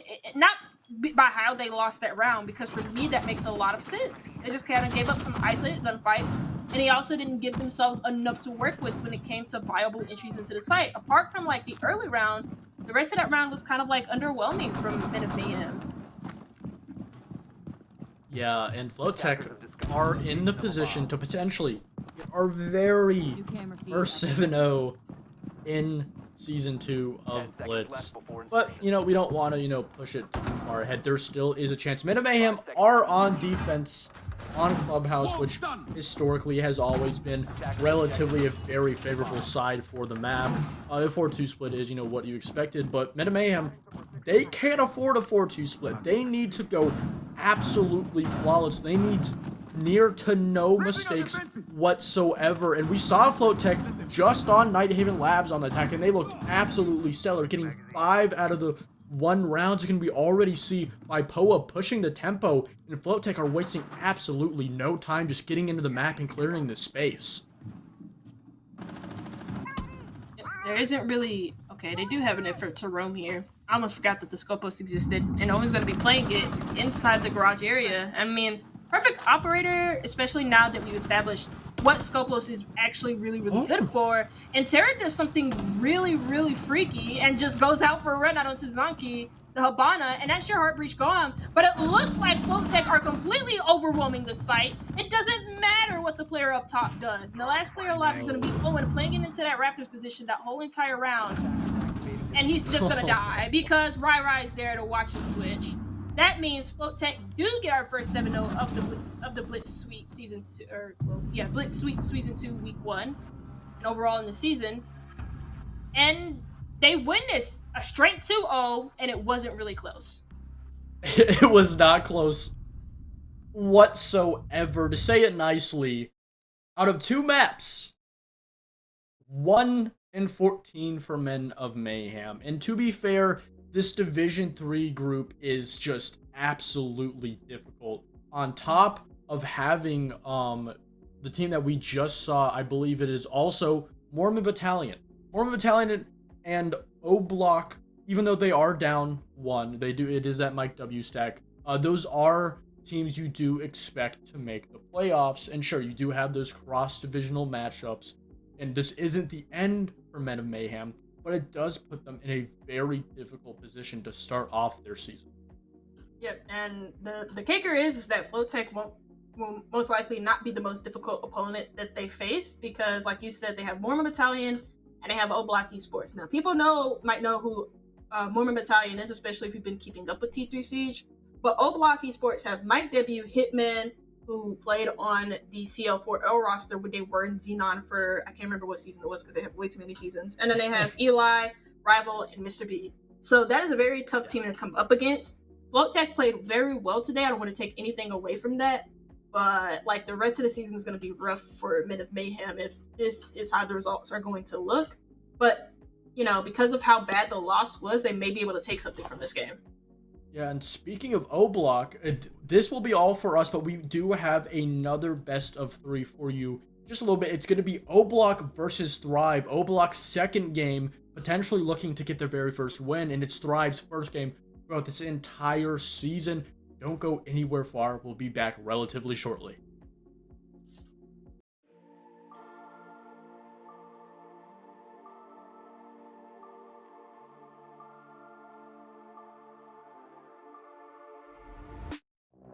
My head in my hands, listen up, says my teacher.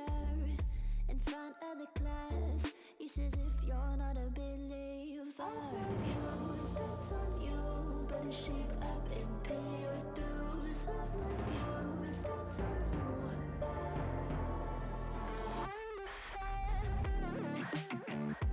I'll be on a flight soon to the end. I sing you.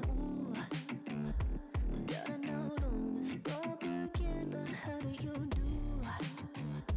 Better get it in my own medicine for you. Never gonna make them think I'll stand there. For all the things that I've said, pushing me closer to the edge. And I don't know let loose. Don't mind if I do. For all the things that I've said, pushing me closer to the edge. And I don't know let loose. Don't mind if I do.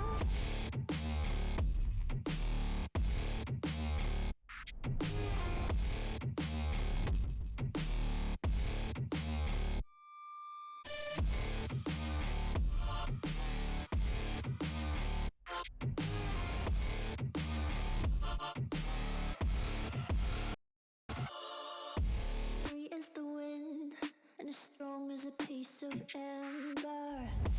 Give me a breath, like the fire you'll soon remember. Ooh.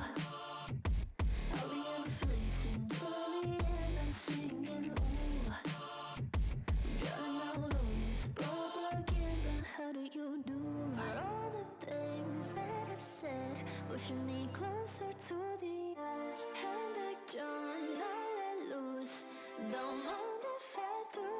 For all the things that I've said, pushing me closer to the edge.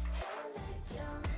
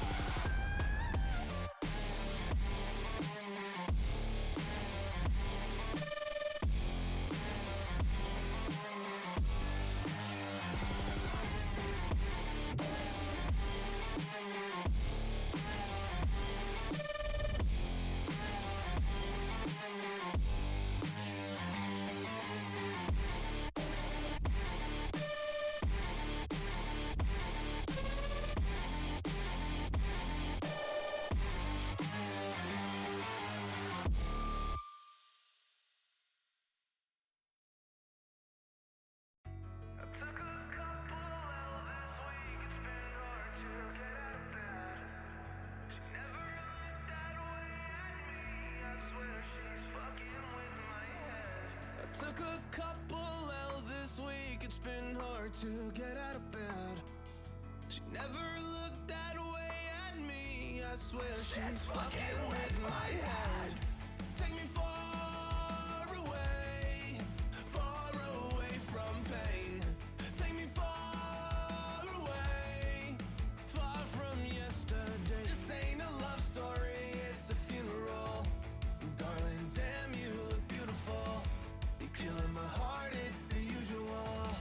Killing my heart, it's the usual. All you do is waste my time. Done being a victim of your phony love. All you do is waste my time. All of your hypocrisy is killing me. All you do is waste my time. Done being a victim of your phony love.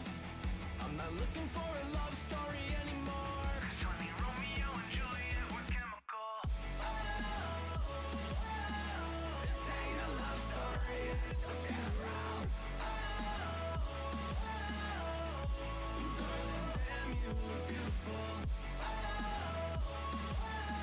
This ain't a love story, it's a funeral. You're killing my heart, it's the usual.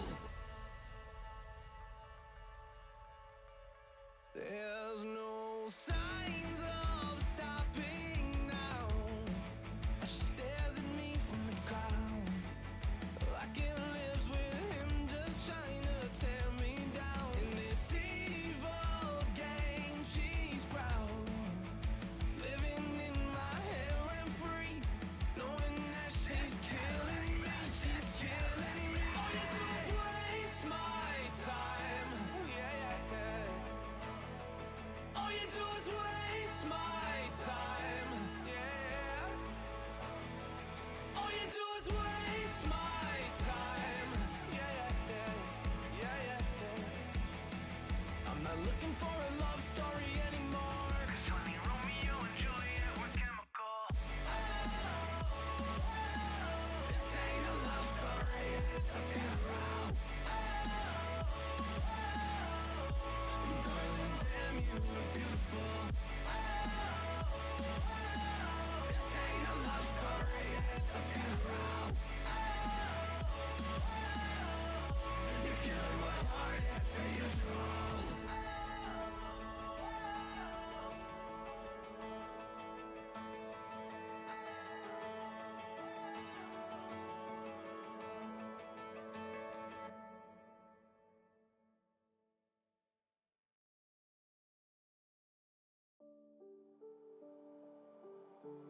Mama said you're meant to burn as bright as a star among the midnight sky. All the pressure blinded me, but now I see I'm no different from the rest.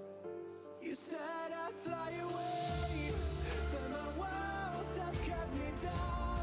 Now I'm lost and I'm afraid, and I'm close to hit the ground. You said I'd fly away. You said I'd fly anyway, but I keep on falling.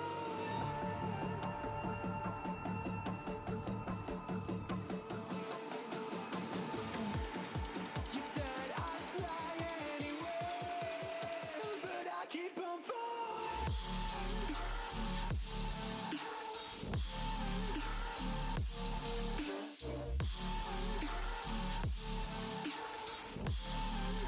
But I keep on falling.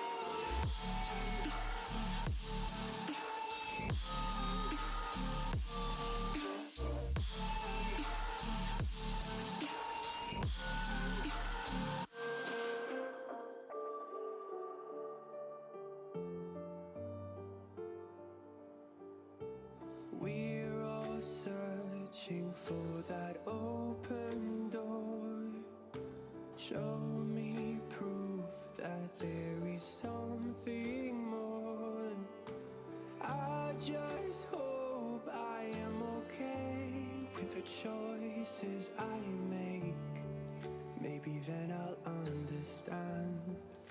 You said I'd fly away, but my words have kept me down. Now I'm lost and I'm afraid, and I'm close to hit the ground. You said I'd fly away. You said I'd fly anyway, but I keep on falling.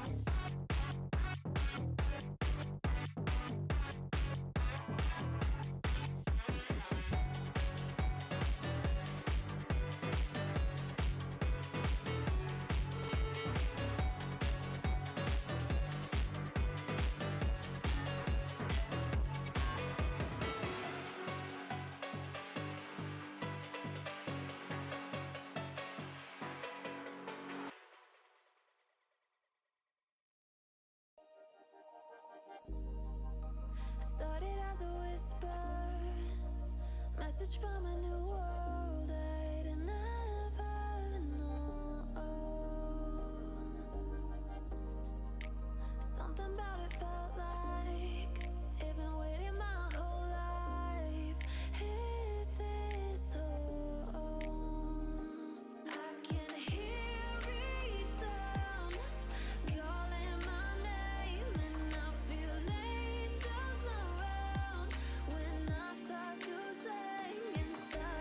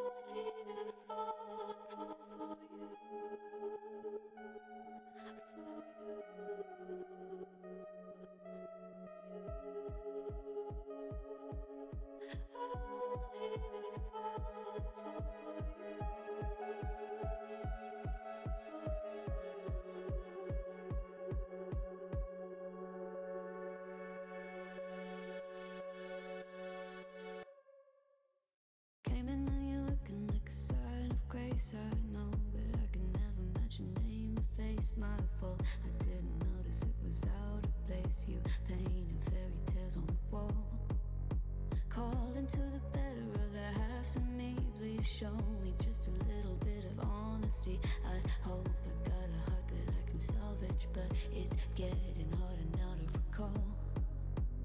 I know well what let out both dry. You could have anything you wanted it all for your fool's gold. And I know well why deaf and half blind. You could get anything you wanted, yeah, I would have handed it all over, falling for you.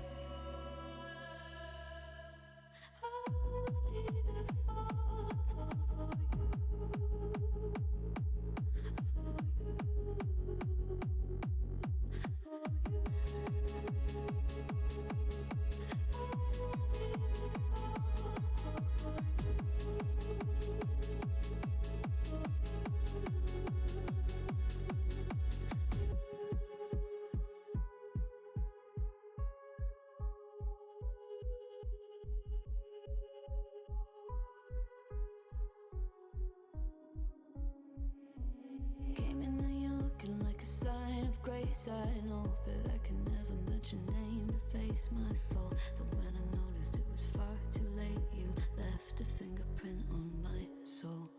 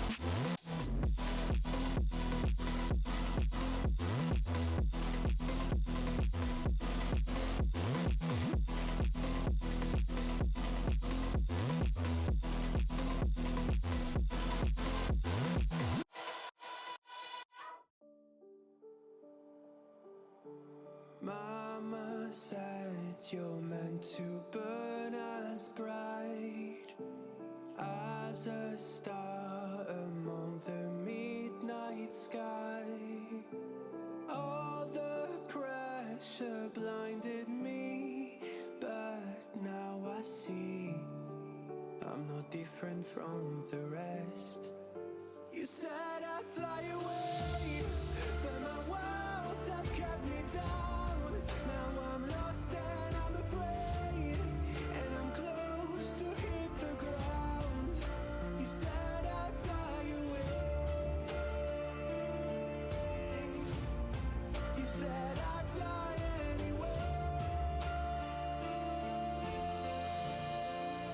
but I keep on falling.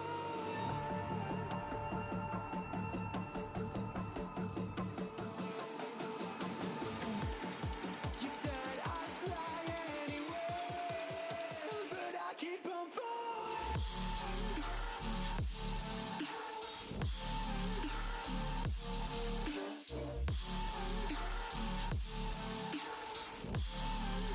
But I keep on falling.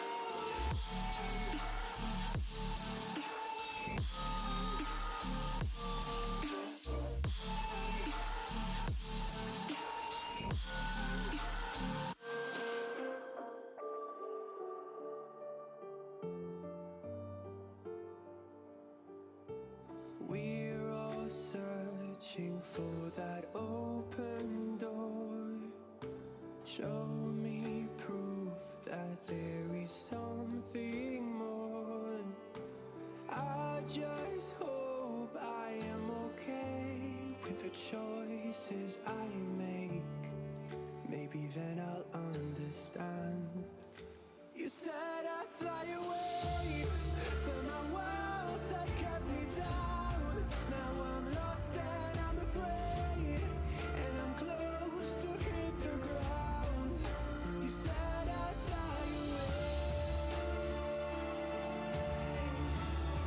You said I'd fly anywhere, but I keep on falling.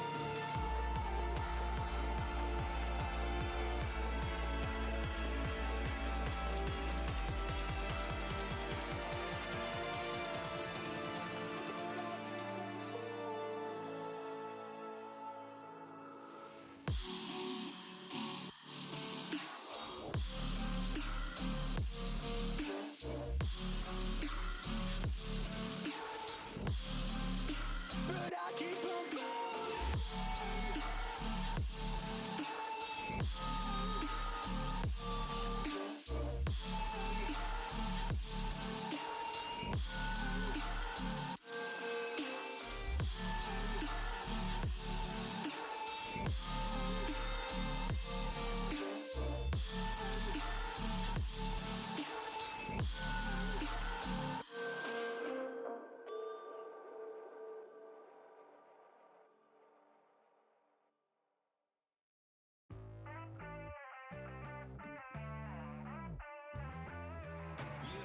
Ooh, you wanna come and get me, kick me down and make me hurt myself. Oh no, you will never forget me. I'm imprinted on your heart, I swear.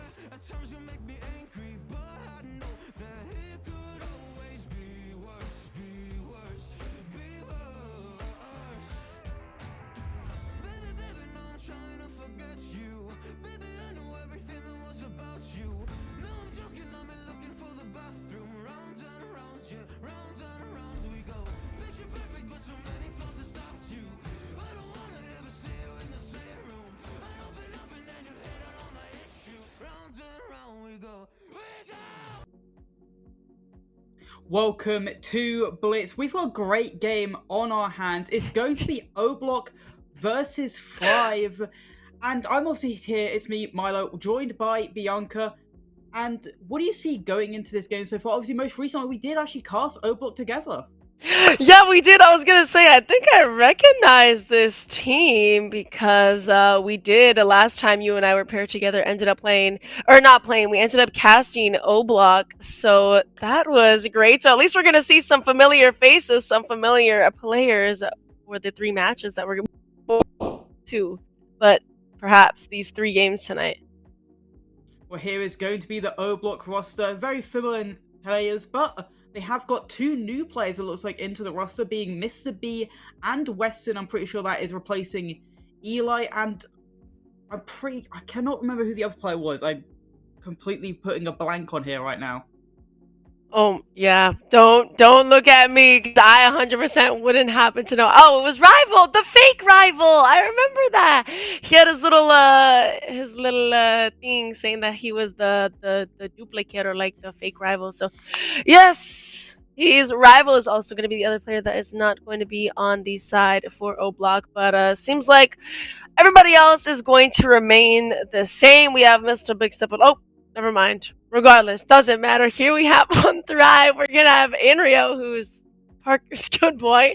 Candle is Parker's bad boy. We have Twiz, who is oh my god, it seems like it's the Parker family. Twiz is gonna be Parker's son, and Moses is gonna be Parker, not Moses, and Brios is Parker's daughter. So it seems like it's a very big family that's gonna be playing all tonight. A really big dinner table. Yeah, big din table. Obviously, Brios and Inro, formerly of Aerial Arise, they make up the main core of what you've seen recently of Thrive, Candle, Twist, and Moses, the main core. We will be going over onto, obviously, the divisions, the groups, seeing how they are standing up in this current moment in time. Obviously, if you look at O Block, most recently losing out to, I'm pretty sure it was Envy, a cross-regional group play day, and then obviously in the other side we have Thrive, who haven't played yet. This is going to be their first game, their first outing for the division. In their division so far, TSG and Lycos both playing. I'm pretty sure they played each other, and TSG coming out with victory, so they are looking at the head honcho so far in that group. We're going to go over to map bans now. Ooh, my favorite part of the day. Let's see what maps we're going to get to go to. Chalet? Bank. Oh my god, I love me some good old Bank. And if we are going to go the 3 full maps, we're going to be seeing a Sky for the final one. I'm not too upset about this. I think Chalet is very very linear, but I love seeing Bank, and I see a lot of Bank popping up now that Oregon's out of the pool, so I'm happy that we get to see that. Yeah, it's going to be a great showing. Obviously, Chalet and Bank, very default in this current meta, but Skyscraper's one you don't see a lot, so I'm very interested to see how that will come through as a decider in the map. But we will start off with Chalet. I would favour this more towards the attackers on the side split, so it's going to see whoever has that side selection first. But honestly, it still could go either way. I am favouring, though, Thrive in this matchup. Last time I was more favouring O Block, I was more biased towards them, but I think overall, Thrive have the stronger team, the stronger advantage. Ooh, and this is gonna be like you said, this is their first game. They haven't played anything yet, so this will definitely be kind of like a first impression of Thrive. Since you're hoping that Thrive will win, I'm gonna hope that O-Block wins. But I'm okay with, I would have probably gone for O-Block anyways because I saw them play once, so I would hope that at least the second time I get to see them play, they will end up winning. They're going to be starting on the attack for Chalet. And do we have any predictions for bans coming in? Chalet's a very standard linear map, so I can't really imagine there's going to be anything kind of out of the ordinary. Monty, I gotta say that's the main guess of the ban, but instead we're gonna see the Blitz, the other shield. I will be surprised if we don't see a double shield ban now, seeing both Blitz and Monty off the board. Interesting for Thrive to ban out the Blitz instead of the Monty as the opening ban. And on the defense, probably in his army, probably a Valkyrie, maybe even a Fenrir coming out for those defensive bans. But always going to be no, the Monty's going to be up in our first map for this game. Well, that is honestly, I think this is one of the first games that I've ever cast in a long time that Monty has not been off the board. Or actually, no, that's false. But at least at a kind of like teams that are a level like this, it's very odd. And favoring a Blitz ban over a Monty ban is definitely interesting. Valk will be off the board, which makes a lot of sense. And I'm going to assume either an Azami or maybe a Mira might come out instead. I feel like the Azami would make the most sense, right? Maybe even a Fenrir. Azami. Makes sense. Yeah, Azami, probably the strongest operator on defense in this current meta. Just allows you so much creative freedom, especially on the site bar. I love the using of the Kiva barriers just to hold that top mes position, because then in turn that allows you to keep library control for a lot longer, which then obviously library is above the bar hatch that allows you just make sure they don't get that control and get ready for that plant execute. And the first bomb site we're going to be going to is Kitchen. What I like about Chalet is I feel like a lot of the sites end up getting, like, it honestly depends on the team and what site they end up going to first. I see sometimes Kitchen not played at all. Sometimes I see people going that bar first.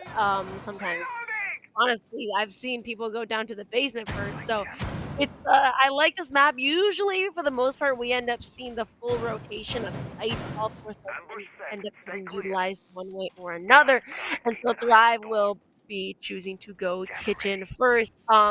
What I'm surprised is no Mira. I feel like I 10 typically seconds see a to go. Mira completer all the time, and I don't know. I mentioned Mira a lot, especially when I guess, but I feel 5 like seconds with remaining. linear standard maps like these, she's so great, and I feel like she's usually ingrained in a lot Attackers' of objective is to defuse the bomb. strategies, defensive wise. But I guess Thrive doesn't need a Mira, at least not right now. The round is still looking up how that goes, but damn, already first pick is gonna be none other than Mr. Wonka West, who gets taken down. It's gonna be an early 4v5 for the boys on Opa. Yeah, beautiful opening. Basic spawn peak coming out from Twist. And now we're going to see how Oblak will reply, having to come back from that man disadvantage. They do have early ground, though. They're able to get into this basement so early on, which is good. It didn't look like the camera was activated either, so it doesn't look like the side of Five will know that he's gotten into this position. Twist also at least took a lot of damage, and it's actually taken out through the drone hole by Mike W. That was the name that was actually seen quite a lot versus Envy. love He put up Mike W. substantial numbers. I think he put up nearly like 40 kills actually in the game against Envy. Absolute spectacular numbers. And now with the even man count, we're going to see if Oblak can actually start setting up maybe their execute. The good part is they still have their hard breach alive that will allow them to get over that kitchen wall and that office wall to start maybe setting up for their bomb part. Wait, maybe that Blitz ban was actually a target ban right onto Mike W. We see how insane he is with that pistol, especially with Blitz. But unfortunately, Mr. Hitman is going to get taken down by Inrio, and the boys on Oblak are back at the deficit of 3v4.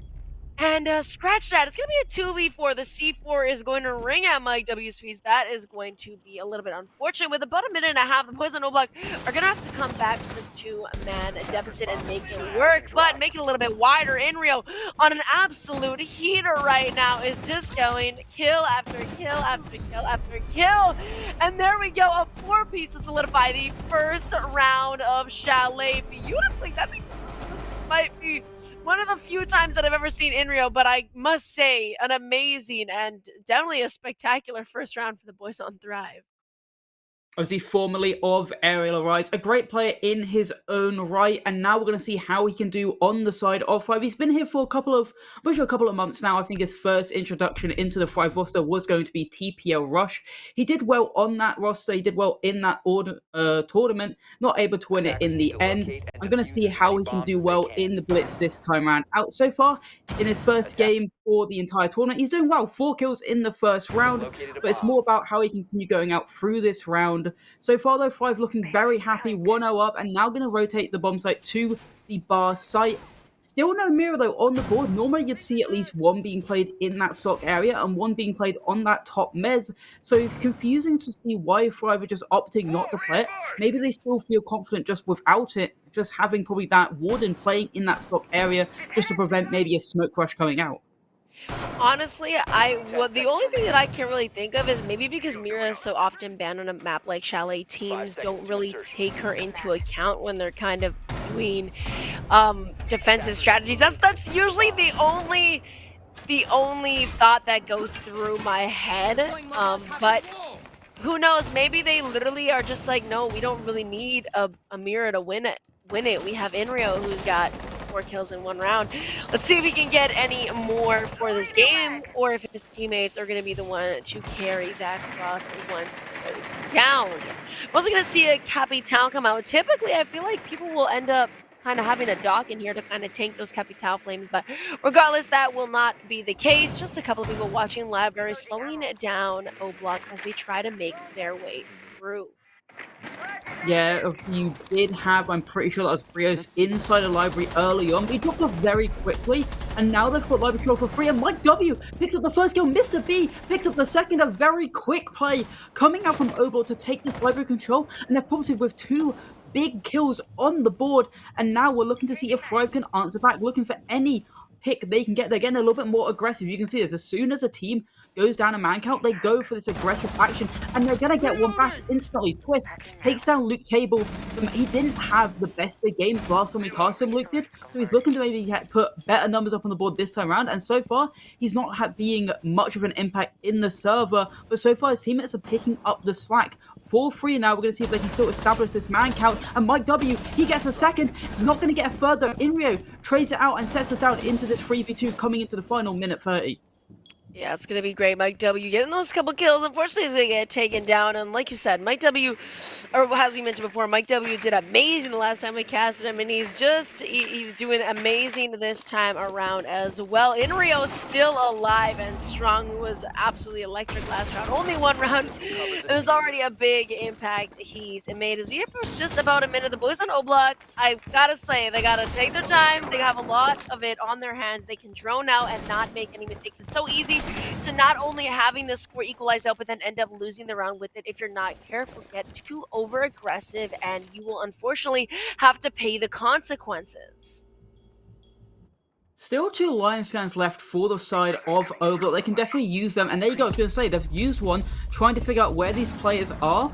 And they're now going to start getting this plant down with the cover from West and Hitman. West gets one. Inrio trying to stop this plant from stock, not going to be able to do so. And Mr. B will then also get the final kill on the round. 2 kills of him and the plant. Very big impact from the former PL player, and now O-Block answer back 1-1 apiece. And Thrive, are they going to change the bomb sites because of that? Yes, no, they won't. They're going to repeat the same bomb site. Going to see maybe it's just a little bit of changes they can do to maybe adjust and then win the round back out. Well, these last 2 rounds have been decently close. Well, actually, no, that first round was not close at all. But that round was most definitely a lot closer than the first one. A little bit tighter, I should say. But I'm not gonna lie, that kill solidifying the one on blue stairs just kind of ended out that round. Even somebody like Inrio is not gonna be able to get that through. And so, like you said, we're going back to that bar and games. Maybe it was just a little bit of a hiccup. They're thinking we can do it again. We just got to change the strategy. As we see, we're going to have none other than a Scopos who's going to be played, and maybe that will be the decisive factor in having them win out this round. Obviously, the new operator of Scopus, being able to switch around, teleport around, just to see how they're going to use it, maybe as a die spot location, just using it in a position where you're normally going to die. But at where the Scopus drone is currently located, it seems like they're going to go for an early roam, and then maybe if it gets too hairy on site, switch all the way back into stock, take that position, and then make sure no one can then re-aggress onto site and take that control. Very smart idea coming out from Twist. We're going to see if it can come out through execute. Obviously, last round, O-Block, a very quick start, a very early aggression, and Hitman already in this basement, already having this full control and seeing if he can maybe get a free pick from an unknowing defender. 30 seconds in. Sorry, my sister, just hopefully you guys didn't hear that. 30 seconds, so now make it 40. We're starting to establish a little bit of movement, but nothing crazy. Nobody's taking any damage. No spawn peaks coming out at all from the side of Thrive. Maybe they're not that aggressive as they were the first round, that's for sure. But anyways, again, we're going to have a library push. It seems like the boys in O-Block are going to basically kind of emulate the same thing, take over a library, and then kind of just disperse from there. But unfortunately, first to get taken to be none other than Mr. Hitman. That's the bug gone. That could be a little bit of vert, basically kind of gone for the side of O-Block. But quickly, Mike W is going to get a kill for himself. Beautifully done. It's going to be onto Candle. That's the Warden. Not a crazy operator to get rid of, honestly. He's probably the least important on their team. But anyways, I digress. Maybe him and the Frost, only because, you know, the Frost already has him pass down. But 4v4 even playing field, about a minute and a half remaining. The only thing with the Warden being down is now if they realize that it's the Warden, they could maybe go for a smoke plant in the main window corner. The only thing is, the only disadvantage to that is that if a C4 from Inrio just flies into your face, there's not much you can do to counter that. Twist taking a lot of damage as well, same with Moses. So far, it's now if O-Block can now just stop these players down, because they're the ones they need to figure out where they are, because obviously they're going to be the ones to maybe go for this late float. But Inrio gets the C4 kill, Moses another, but at least Weston gets the refrag. Mike W also getting one, so it's all come down to this 2v2. Somehow, it looked like maybe it was favouring the way of Thrive, but O-Block just about get it back into their favour. Now they're looking with 40 seconds left to start to establish this advantage they have in this round.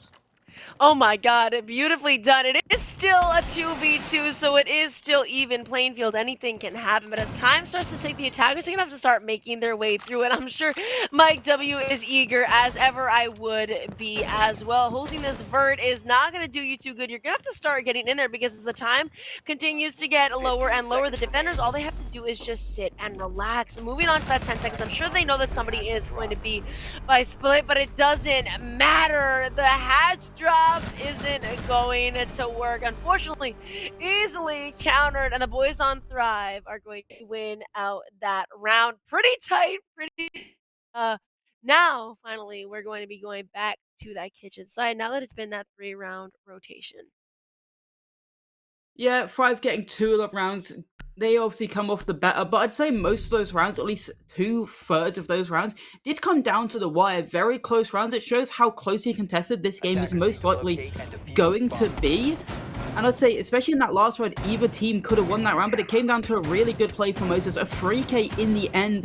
And I'd say maybe if he loses that early on fight on blue stairs with that buck, it definitely could have gone the way of O-Block, but very smart plays from Moses. I'm pretty sure the reason he won the fight against the buck was because of a goo mine.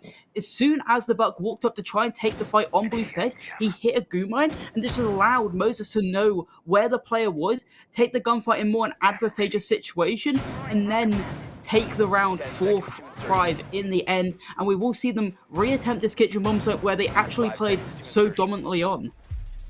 Actually, yes, the first round was absolutely, it was not close, and it was Inrio to really close out that round all for himself, stealing all those kills. Hopefully O-Block will not be so overwhelmed this time, and now that it is going to be their second time attacking this site. The first time was, it was a little bit shaky, mind you. That was the first round of the game, so, you know, the first round jitters, everybody's kind of having a feel for each other, and so nobody's, you know, 100% locked in, 100% ready. I'm sure the second time around it will be a little bit easier. I would hope it would be a little bit easier now that they're going to be going here twice. A free pick, oh my though, god, Jesus. Yeah, it looks like poor information being given from Hitman. He has not been having a very good day from the entry again. I think he's been first picked a couple of times, and Brian's with a double now. Mike W and Hitman going down. I say Hitman, not the worst pick to lose. He's 0-3 at the moment, but Hitman, he has been their main spearhead at the moment. He's been getting those frags, getting those kills, and Brian's is on a heater this round, looking maybe to get his third as Mr. B is approaching up to him.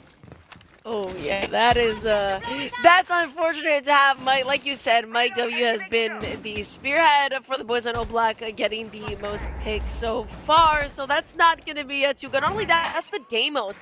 Deimos a great operator for being able to kind of flush out any sort of roaming operators. And oh wow, so it actually does seem like the overwhelming advantage that the boys on Thrive have when they go kitchen is not just a myth and is not just first round jitters. It's definitely very real, and it's happening right now. A 2v5, a minute 20 remaining in the round. It is very possible, but it's gonna be a steep mountain to climb for the boys on O-Block. And oh my god, getting double swung out piano is not too nice. Brios is gonna be the one to carry the cross of Inrio, as he is gonna be on a 3-piece. He might just get the quad. Maybe it's all up to Table Luke to maybe clutch this round out. 1v5 practically impossible. At least gets one. Moses goes down, looking for maybe another. Brios is trying to aggress. C4 goes up, doesn't fully land, and it will be Inrio actually the first player to get the 4K to end off the kitchen round, just like he did the last time they got here. A shotgun to the face, and now Thrive go 3-1 up in dominating fashion again on that kitchen site, and we will finally see a third site coming out for Thrive. As they have to rotate, it will be the basement bomb site. No top floor going to be seen from the side of Thrive in this current moment. We will be seeing the wine cellar and snowmobile garage site. That's gonna be the first time. Ooh, okay, finally, because of course, sometimes maybe they want a little bit of something different. They want to test out the waters. And I'm sure that it'll be a little bit easier to, at least, you know, nobody's tested this before. I'm sure O-Block, they're going to be a little bit surprised. And Jive is here. They might be overwhelmingly surprised if O-Block is overwhelmingly good at attacking this. We'll see. We are going to also see is going to be Oryx and a Vigil.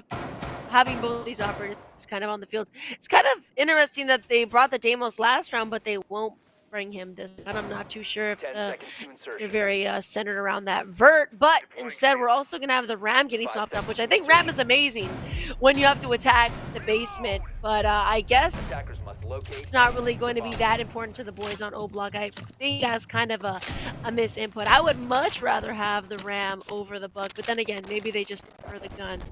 We'll see how that round, or how this round pans out. What I'm most interested in, though, is going to be none other than obviously the Oryx, who was on that top floor.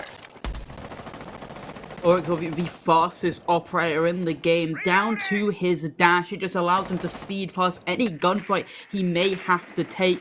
And he's a great roamer as well, obviously having the ability to jump up hatches, run through walls. But he won't be alone. He will have the support of Twist on the side for Thrive here, and Brios as well in this dining area. So they actually do have each other's backs. It's very a close-knit roam coming out. But Candle is a little bit further back than the others. He can always push back up, drop down that master hash, but that should be Inrio, the first one to die, and Twist, a double kill on site actually. So they've just ignored the roamers, gone for players on site, taken these 2 freebies, and they may have just taken this whole site control for free. The problem is they do have to deal maybe with the dining player, and they don't do it well. Mr. B goes down to Brios, and now we've got it back down to this 4v3. Can Obok establish an advantage? No, they cannot, as Candle takes down Loot Table, and they've lost the number of advantages they gained very early on in this round.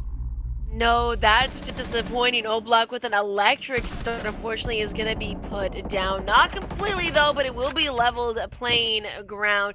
Mr. B's going to take down Brios, though, and here's the Oryx that was like, man, what's gonna be up to, how cheeky he's going to be. I'm not sure if they're aware that he is going to be by main lobby, but oh my god, this little punch hole might just spell disaster for the boys on O Block if they're not careful, especially if they're unaware that Oryx is over by, of course, main lobby. As for the Warden, he's just chilling in sight, waiting for hell to start raining from above.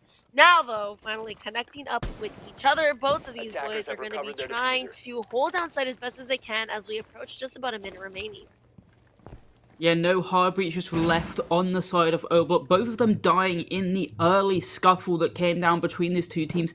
40 seconds left. Hitman looking for any pick he can through the little holes of that laundry basket. Mr. B going to be the backstabber, going down this main stairs to try and take the attention of these two defenders while the two main actual push comes through. But Moses takes him down and takes down Hitman as Candle cleans up the final player despite a great early start coming out for the side of O-Block. They just weren't able to cement that early man advantage, and Thrive take it all the way back, winning the round, going 4-1 up, winning 3 defensive rounds in a row as well, and now they get to go back to bar gaming, which, to be fair for O-Block, they were able to win this site out. But can they win it again after O-Block, after Thrive were able to counter how they won it the first time round? Oh my god. That is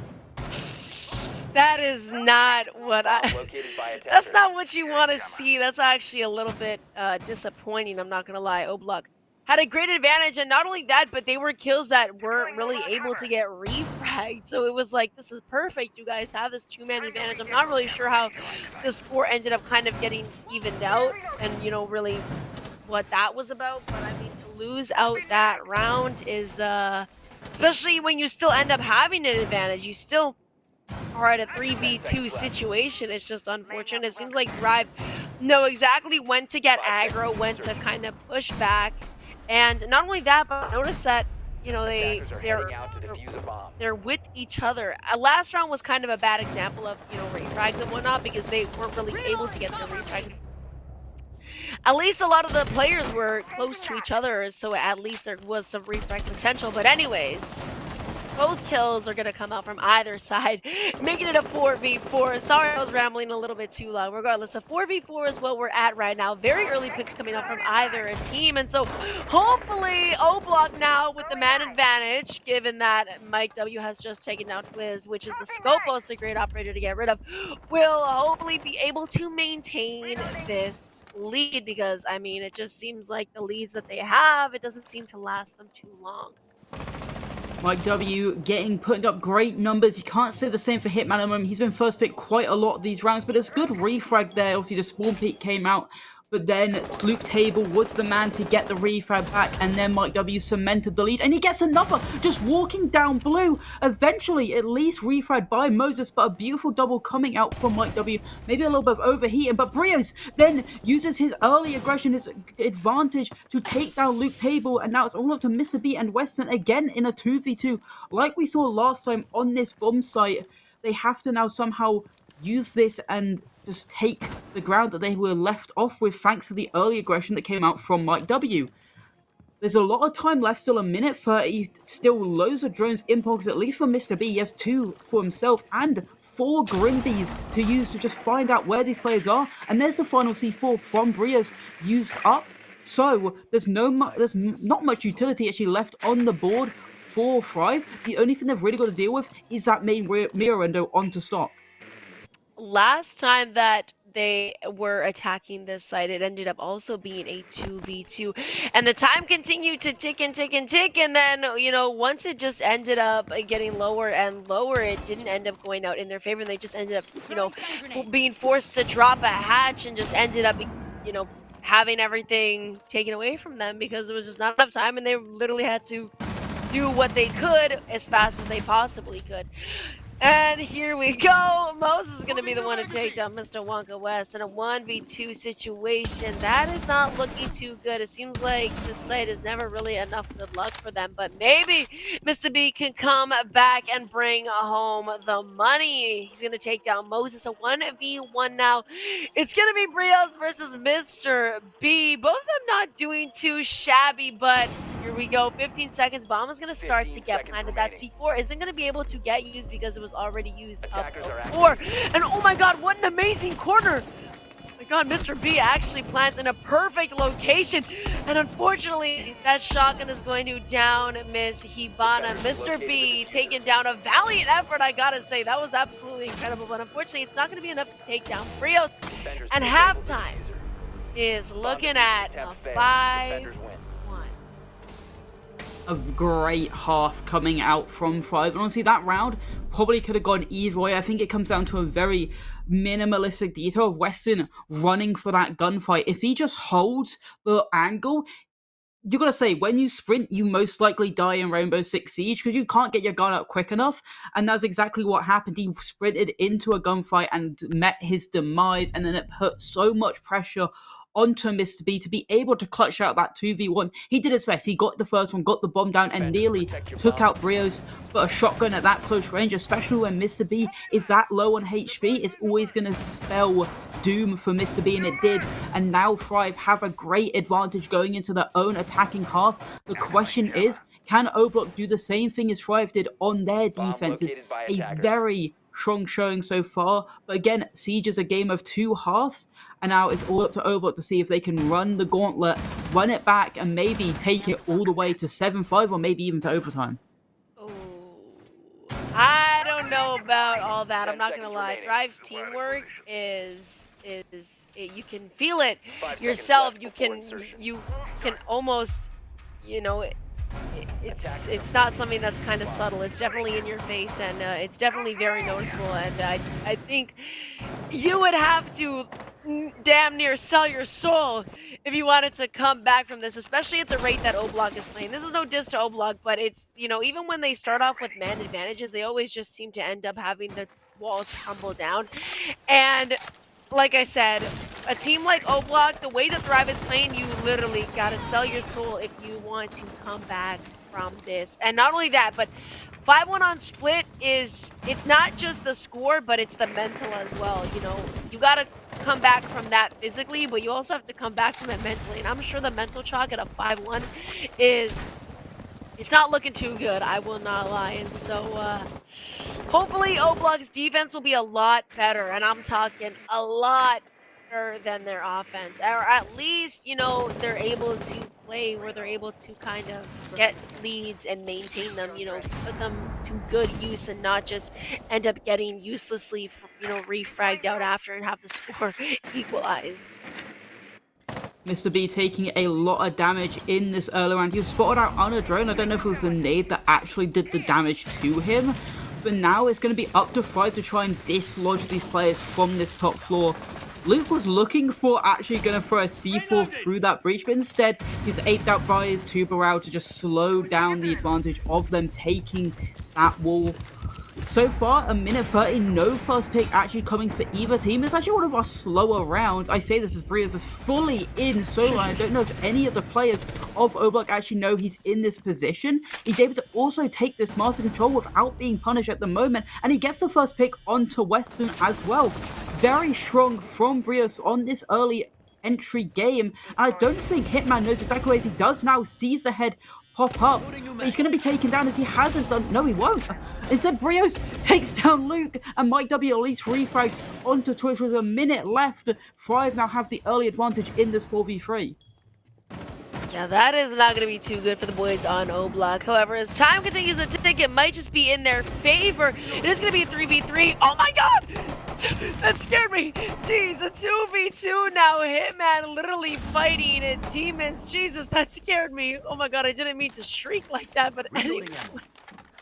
Oh my god, like I said again, J-Hitman literally up here to fight demons, and there we go. Beautifully done. That's going to be the two-piece, and the diffuser is also going to be down. Candle is going to need to clutch this up without the diffuser in hand, and already he's going to take down Mr. B in a 1v1 situation. We have that LMG versus that DMR, and we'll see how this pans out. 6 seconds, he might just be able to get that bomb planted, tucked in the corner. I'm sure that Hitman knows now, and Hitman's a great player. He knows exactly what's going on, and so finishing off a very close first round for both teams. Oblak coming out successful for their first defensive round. The thing actually nearly wallbanged Hitman there when Hitman was trying to run away, waste time, nearly actually got wallbanged through that closet wall. I would say that round really comes down to Hitman and Mike W. Great play on that top floor, able to frag off each other. Brios did really well in the early game to get the entry game and get 2 picks himself, but then he just had no idea that Hitman was still on that top floor, so he just walks into office, completely unaware of the tuber that's behind him, and gets taken out because of that. It goes down to that 2v2, and Hitman, very strong, very elusive, still able to continue getting picks throughout that round. I'm pretty sure it was a 3k for him in the end, a 2k for Mike W, and it's those two players again. I'd like to see some other players maybe pop off in the server at the moment. Mr. B isn't doing too shoddy himself. Honestly, that's the first round for Hitman, where he's really lit up the server, and gonna see if maybe he can continue that momentum to help Oblak start a comeback coming out, because I say that is the first round, at least for Thrive, where they've really looked mortal, as so far they have looked unstoppable throughout this game.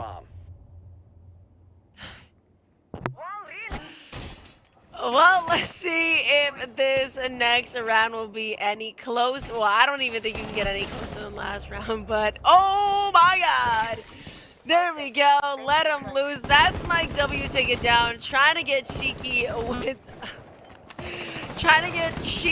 with a spawn peek, and unfortunately Candle sees right through it. He's gonna put a hole in Mike W, and he's gonna be gone for the rest of this round. That's early, and that's gonna be unfortunate, especially on a heavy hitter like Mike W, who's dropping double digits, doing the best that he possibly can for his team. Maybe also it's the fact that, you know, this isn't the main Oblak roster. I don't know if this is not the main Oblak roster or what, but this is not the same Oblak that we saw a couple of nights ago. So maybe this is also why it's not nearly as intense as what we previously saw.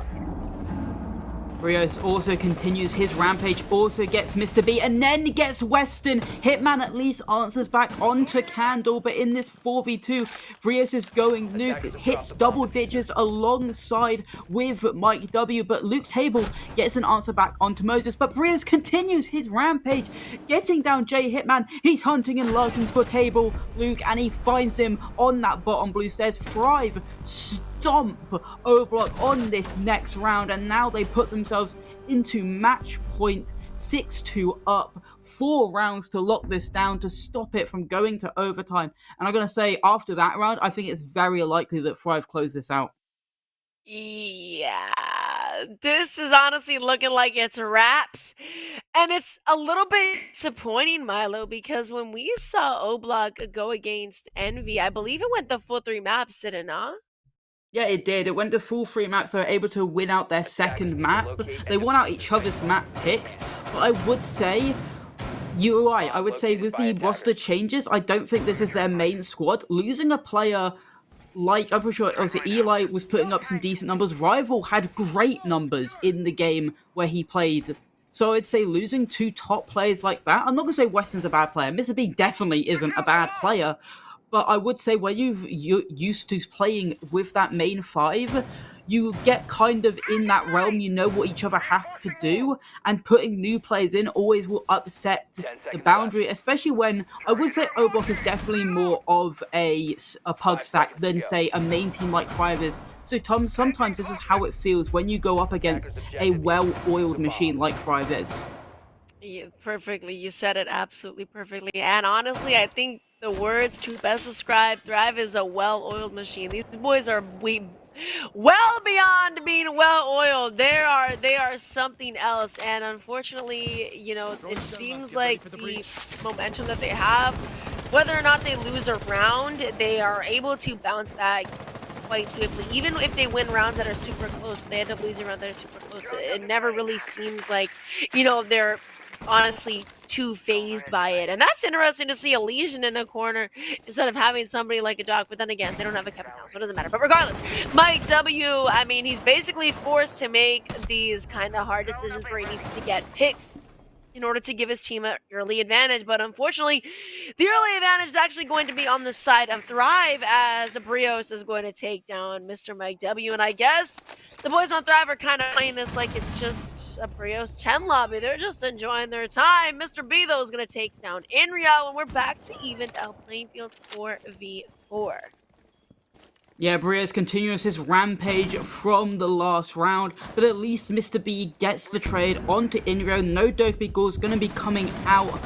But Brios also, I think he just walked in. He's able to take down the player inside the stock, and Moses is getting this plant down. Twist gets one as well. Hitman trying to maybe stop this plant, not going to be able to do so. Brios with a great cover, but Mr. B again gets the second in the round for himself. But now in a post-plant situation, this is going to be very hard for Oblock to bring this back. Mr. B and Hitman the last alive. Breeze is at least on low HP, but will keep getting simmed back up thanks to that Thinker. I say that, and then the Thinker gets taken down, and Mr. B on the triple who have to ace to let this game continue going on and keep his team in a chance of winning this.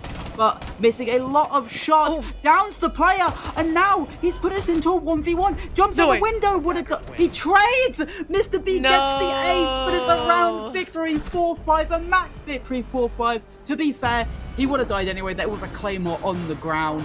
So either way, Thrive take that victory. Nice try for Mr. B in the clutch, but in the end, Thrive wins 7-2. Wasn't that a fast map, huh? Oh, Very man. fast, yeah. It was more of a speed run than a map. Like I'm saying, these guys are playing 10s, man. It's just a 10s lobby. Mike W. Unfortunately, I think I saw he was kind of getting a little bit desperate. His team needed early picks, and I mean, seeing him trying to get early picks multiple times and just getting punished for it absolutely in every way, shape, or form. I mean, I can kind of understand him, but I also think that it's a little bit selfish to try and do something like that, knowing that you are the main contributor on your team. It's a little bit disappointing, but that's only map 1. Like you said, Thrive is a well-oiled machine, and seeing Oblock's roster now versus what it was a couple of days ago, it's definitely night and day. Obviously, some people, you know, you got to end up practicing and getting into the groove of things, but I mean, a team like Thrive having a roster, you know, where it's kind of like a little bit bumpy, I'm not too sure how well this is going to go for them. And the second map is going to be Bank, which we actually saw played out in the game versus Envy, where they actually, in the end, lost 7-5, and they didn't look that good. They had to come down to a lot of hero plays, a lot of clutches coming from players like Eli, like Mike W, and I think they'll have a little reset before that map, just as we're going to do, so we will go on a little break before the next map. But don't go anywhere, as we still have more yet to come.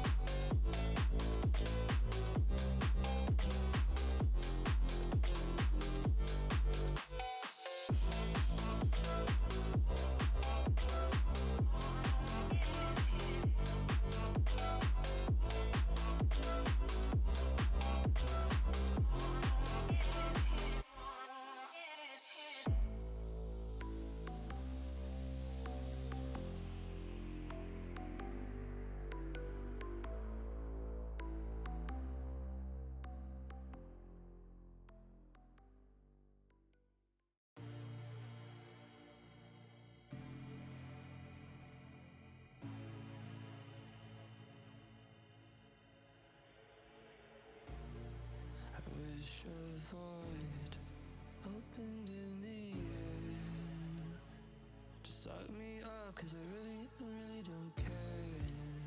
While I'm falling, I wondered if you would miss me when I'm gone. While I'm falling, I wondered if you would miss me when I am gone. I feel so hollow inside. Promise me everything.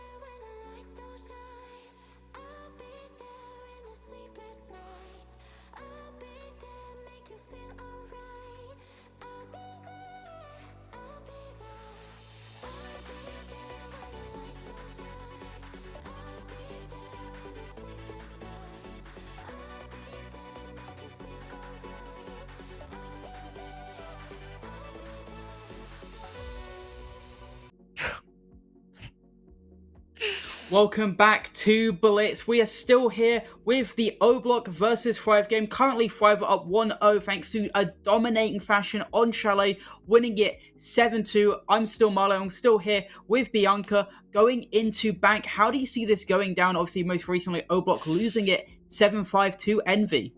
Ooh, well, I'm not gonna lie, if you guys were here for Chalet, I mean,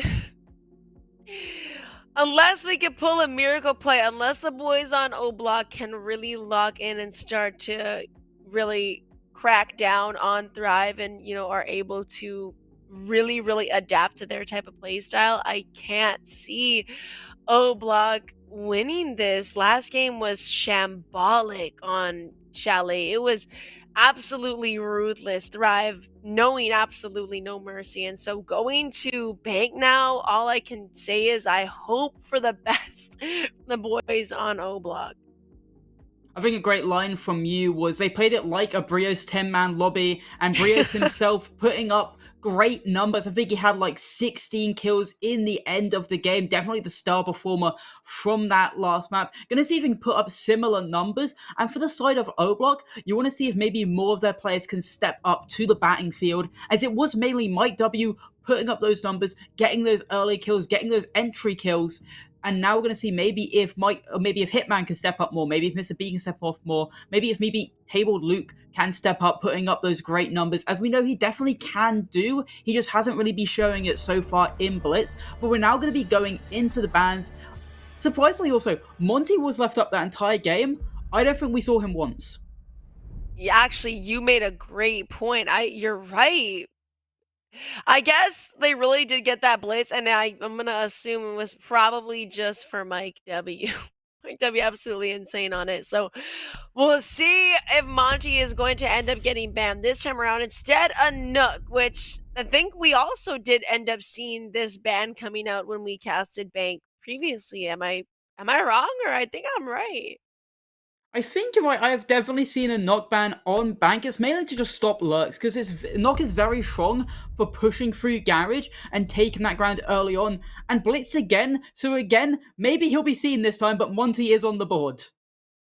Well, there we go. But the real spiel is Monty going to be used at all? That's the real kind of kicker is, I mean, like we said, Monty not being banned last game, absolutely not used once. Does it really matter if he's banned this game or not? We'll find out. We are going to have a Valk off the board, and I'm going to assume we're probably going to have like either a Mira, Zami, a Kaid maybe. I like seeing the Kaid ban coming out. There we go. As I was saying, I like seeing the Kaid ban on this. And so Thrive will opt to have Kaid gone. And those are going to be our 4 operators off the board for this game. I'm curious to see where Thrive is going to take us for this first site. And it is going to be none other than, of course, CC. The basement. Sorry, Matlo. The basement. No, that's fine. You're right. The basement is normally the site you see first. Obviously, it allows you to you can play it with a big roam. You can play it with loads of players on that top floor, moving down to that middle floor, and then dropping the hatches. Or you can play it with a bunker. It just is a very creative, and it allows you to do a lot more on the site than the top floor does, and especially more than the middle floor site does. So I think that's why a lot of teams like to go for it as their primary bomb site, because O Block now have to guess which kind of style of play R5 going to do. I'm going to guess, looking at the lineup, they're going to do more of that roam heavy playstyle, mainly because as well Thrive's playstyle very aggressive. They like to get into O Block's face very early on, get those opening picks very early on. We saw on Chalet, they wanted to get into O Block's face in the first like 15 seconds of the round. I think Twist may be going for a jump out when he realizes these plays, and he's going to use the Echo Drone. You see the Echo Drone running in and out of that drone hole, giving the information of where these attackers are going to be, and he'll jump out as soon as he gets the go from Moses that there's a player outside his window. See how well this is going to work out in their favor, if they might just get punished for it. Of course, the Zombie being on the board, we're going to be seeing her My god, I want to know if anybody's going to really get aggro right now. It seems like the only person that's really getting aggro is going to be the Dokkaebi making her way in through that main lobby. I believe she might just be the only person that's actually in the building right now. Mr. Weston, Smith & Wesson, as Twiz is going to be looking on these skylights, and I'm sure some of his teammates as well. I did believe that there was a couple people on the roof, but I'm sure that they're kind of gone now. So with that, oh my god, not only that, but Luke is also now finally officially in the building. Yeah, Luke on the ramp, being given more rounds with that R4C, with more of an entry operator this time round out. He was mainly seen on the Hibana in that first game, pushed more onto that soft support kind of role. Given more freedom now, going to see maybe if he can frag out more on this style of role. But they've got a lot of ground early on. It's now about having to push these players on this middle floor out, and Mike W goes down first to Brios. He's continuing up his form from that first map and taking down maybe the top player from Oblock, and now he's going to go for a wrap position, waiting in this printer room area. They may, if they don't drone this out, they may just think, hey, he's dropped off now, we can take this control. But he will easily just take someone out if they just don't give him the time to drone out that little area, because sometimes, most of the time, the teams just think no one's going to be playing in that area and it's just a free area to take. But I definitely think Brios is going to get a kill from this position. Oh my gosh, they better be careful. I mean, the boys on O-Block were in the building decently quickly, or at least the Dokkaebi and even Luke was, but with a minute remaining, it doesn't seem like they're even aware that there might be a vigil. Mr. Brios in open with them, and oh my god, never mind, shots come out, and there we go, the first pick in favor of the boys on O-Block. It is going to be none other than Mr. Brios, also a heavy hitter for the boys on Thrive. So he's gone, and at just about half a minute remaining in the round. And O-Block need to start making some movements to get this round going in their favor. Still an equal footing and at a 4v4 with 20 seconds. It's not going to be too good. Hibana with the bomb in hand are going to drop this hatch and hope to get that plant down. Hibana starting to plant that bomb. The smoke canisters are going to come out, but it doesn't seem like they're going to be effective at all. A 3v3 turns to a 2v3 as picks are flying out left, right, and center. Hibana left at 10 HP, and Mr. Luke watching from above is unfortunately going to get picked off from that hatch. And is Hibana even going to be able to make it fast enough in order to defuse this bomb? I'm sure that they are aware that it is getting defused, and no, unfortunately, Twiz watching the hatch, waiting. The boys on Thrive are going to have an answer for that bomb plant, and the answer is disarm and defuse. The Observer's done him very dirty there. Poor Luke Table makes a very, very big, costly mistake for the side of Roblox. They had great cover for that plant. The way Mr. B was able to drop down, despite the fact they had no time left to do anything really, not even set up a proper execute, Mr. B said, okay, I'll take this into my own hand, I'll plant the bomb, and he stays alive. Very impressive. But then Luke drops the hatch and misses all his bullets on the person he's trying to fight. It really comes down to that. If Luke was on the other hatch, he probably gets a free pick there, just waiting for that player to run through the door. But I would say it mainly comes down to that. It's poor play from Luke Table there. But Thrive get the opening round on the board, and I would say that round win comes down to Brios just wasting so much time on that roam. It took so long for them to finally clear him, where they actually had time for set up the execute. They had 30 seconds left, and there was nothing they could really do. Yeah, it's always time. Time is honestly either your best friend or your worst enemy, depending on what you're going to be doing. Bringing us, though, to open area now, which is a little bit surprising. I feel like we'd see the third floor before we would ever see the kitchen and open area, but seems like Thrive have other plans for us. And not only that, but it seems like Inrio also has some other plans as well. He might just get cheeky if the boys on O-Block are not careful, and a run out is going to come, but it's not going to be successful. Instead, it's actually going to be more than just unsuccessful. It's going to lead him to his demise. He's taken out early by none other than Mr. Mike W. with an early man advantage.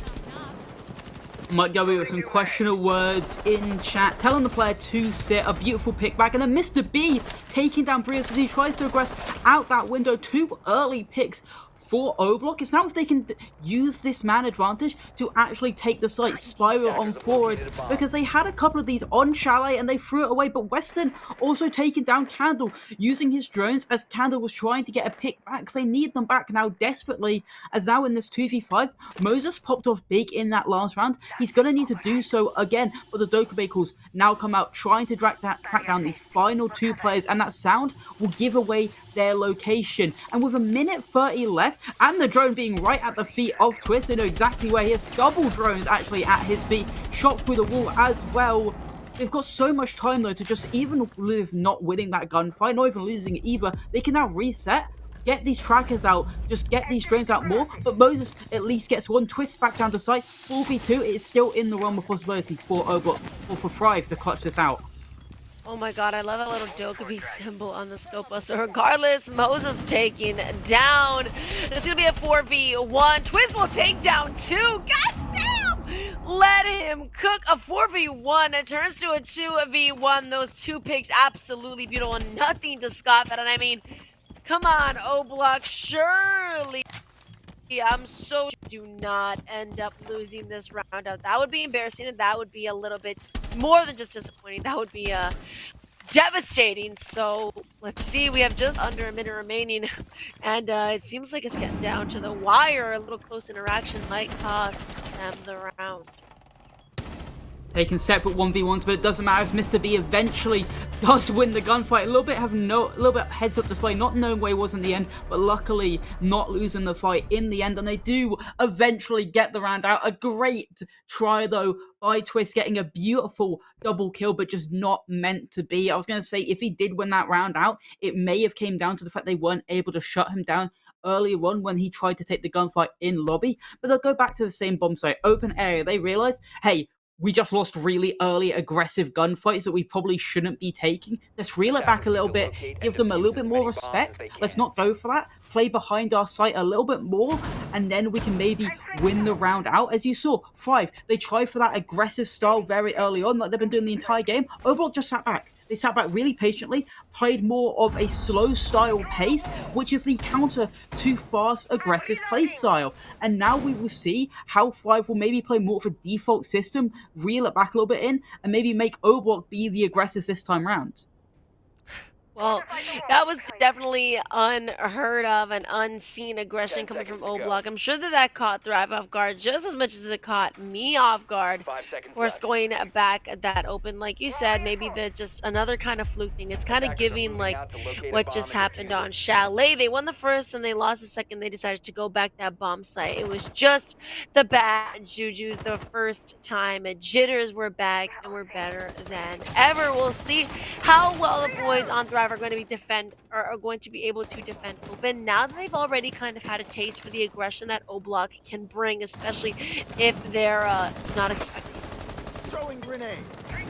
Yeah, Mike W not going to be able to get the first pick as early on as he did last time out. And you see Thrive, they're playing a little bit more reserve, a little bit more passive, not giving these early picks so quick on the board for the side of O-Block. But they have got a lot of ground early on. You see Luke already in this office and now getting into the meeting position. Let's see if he can track down this player. Inrio also being tracked down. Mike W. Yes, but Twist laying down on the ground inside of Electrical. The first pick going the way of Thrive very early on. Luke now able to get this vertical control established, but not before Mike W is picked off. Very poor from Mike W, not realizing that Twist was still lurking in that position. Yeah, that's going to be unfortunate. Mike W getting that early pick for his team. Last round is going to get punished, but it won't be the last one. It'll be this round, and that's going to be unfortunate. Also, Damos, again, another great operator to have who's going to be off the roster completely for the rest of this round. A minute and a half remain. And although the deficit isn't that great, it is only one player. It'll definitely be a little bit tricky because, I mean, we've seen O-Block, they tend to lose even... Uh-oh, I might be lagging. Hopefully I'm not lagging. I might have lagged or that might have been the stream. I'm not too sure. But anyways, they tend to have an... been going so far as to give it up, so we'll see how well it goes when they start off with the disadvantage and if they're able to bring that back. Yeah, they've gotten a lot of ground. That's a positive right now for Oblock. They've been able to get all the ground advantage they need to maybe start setting an execute. Obviously, being in that man deficit is always going to hurt them. There's still a lot of utility on the board for the side of 5. Obviously, all those Legion mines that have been stacked up throughout this round. Brios on that Vigil, going to be hard for the attackers to actually narrow down and figure out where he is. And then obviously his arm back is, as I said, although Luke takes him out, and another pick for the side of Luke. It's a double for Luke in this round. I think actually that the player was down because he only got credited as for one of those kills, as Mr. B actually does get the person running up Marble. And now we're going to see if Thrive can start this execute. They have the man advantage, but they just need to figure out how to get Moses out from this power position. He's in such a strong position behind this kitchen counter. They may just drop the hatch here as Moses and Imrio get these picks either side. Luke also goes down. It's all up to Weston, and it's not yet to be. The problem was, yes, they had the man advantage, but so many players were in great positions. They were just in great power play positions that just allowed them to just hold down the site despite being in that man deficit. Beautifully done, Thrive. I guess it was just that first round that kind of tipped them off a little bit, but here we go back down to the basement. It's literally it's like a complete what's the word, a complete copy of Chalet, exactly what happened. Then they go back to their familiar site that they won the first time around, which this they won quite nicely, I will say. I believe the bomb ended up getting planted, but it honestly didn't matter because they did a great job at basically just denying and ending up defusing that bomb completely. And so hopefully we'll see Obla. I want to see Obla come back in aggressive again. That last one was a great aggression from them, but unfortunately it just wasn't enough. So hopefully this time around we can see that aggression that Oblak had brought that one round that they ended up like completely popping off and winning.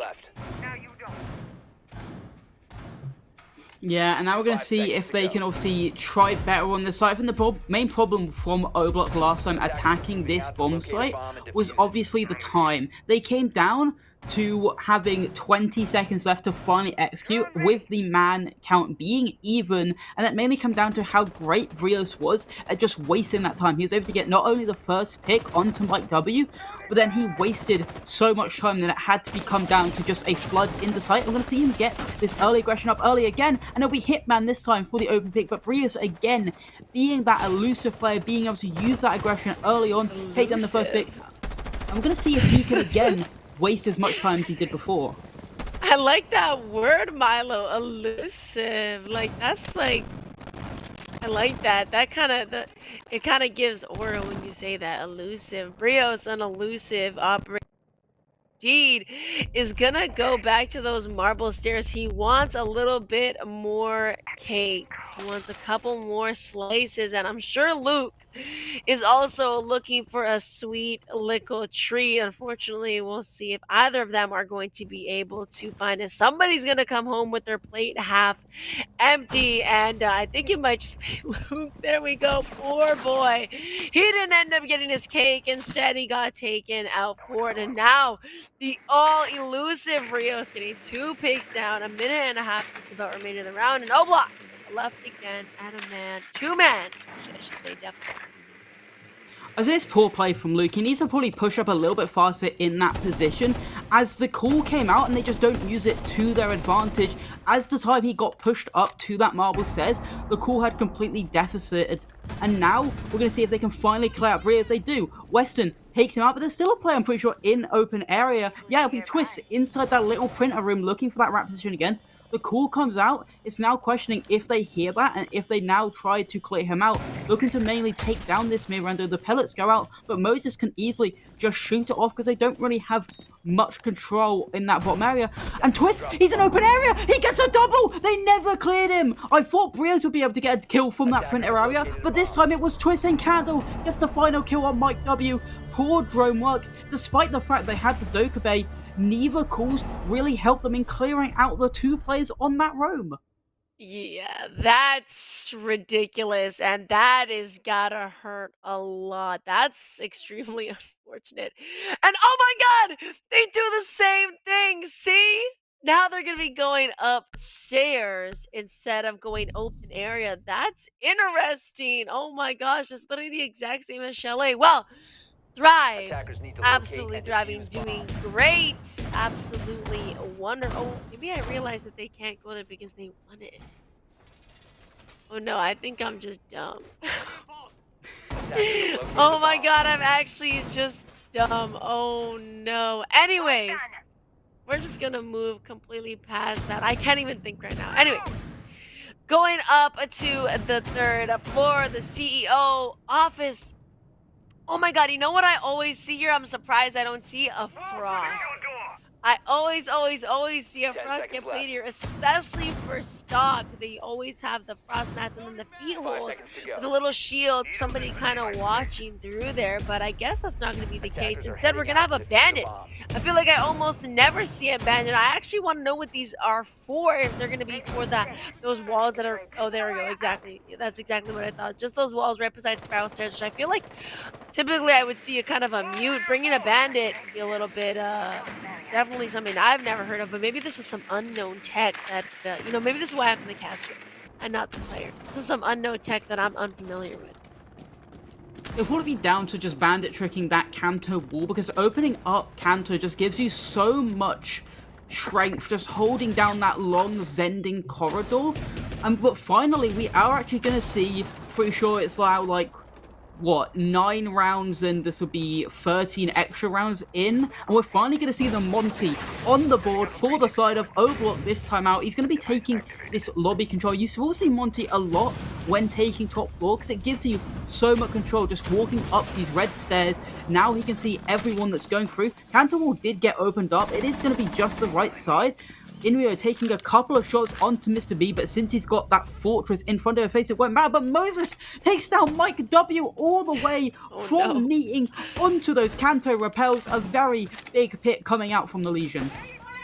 Oh no, that's unfortunate. I mean, Mike W had such a strong presence last game, but it seems like he's just getting picked off without doing too much, and his presence is about as weak as a flame that's just, it's in the middle of a snowstorm. It's not really working that well, and it's a little bit disappointing considering how well he was doing last game. But of course, last game is last game. We're in this game, and this game is Bank. Mr. Hitman is going to take down Brios, the elusive, and I'm sure that he's aware there is going to be somebody by that elevator. Unfortunately, Mr. B is going to get taken down. Not only that, but he is the Monty, a huge operator to lose, especially in order to take a space. That's unfortunate. With that, a 2v3 is going on, but getting double swung isn't going to feel too nice. Getting sniped isn't also going to feel nice. Moses taken down with a sniper shot. And it's going to leave a Cali, Mr. Big Stepper Luke, Mr. Table Luke, in a 1v2. 40 seconds remaining as a Cali. We'll see if he can make it work.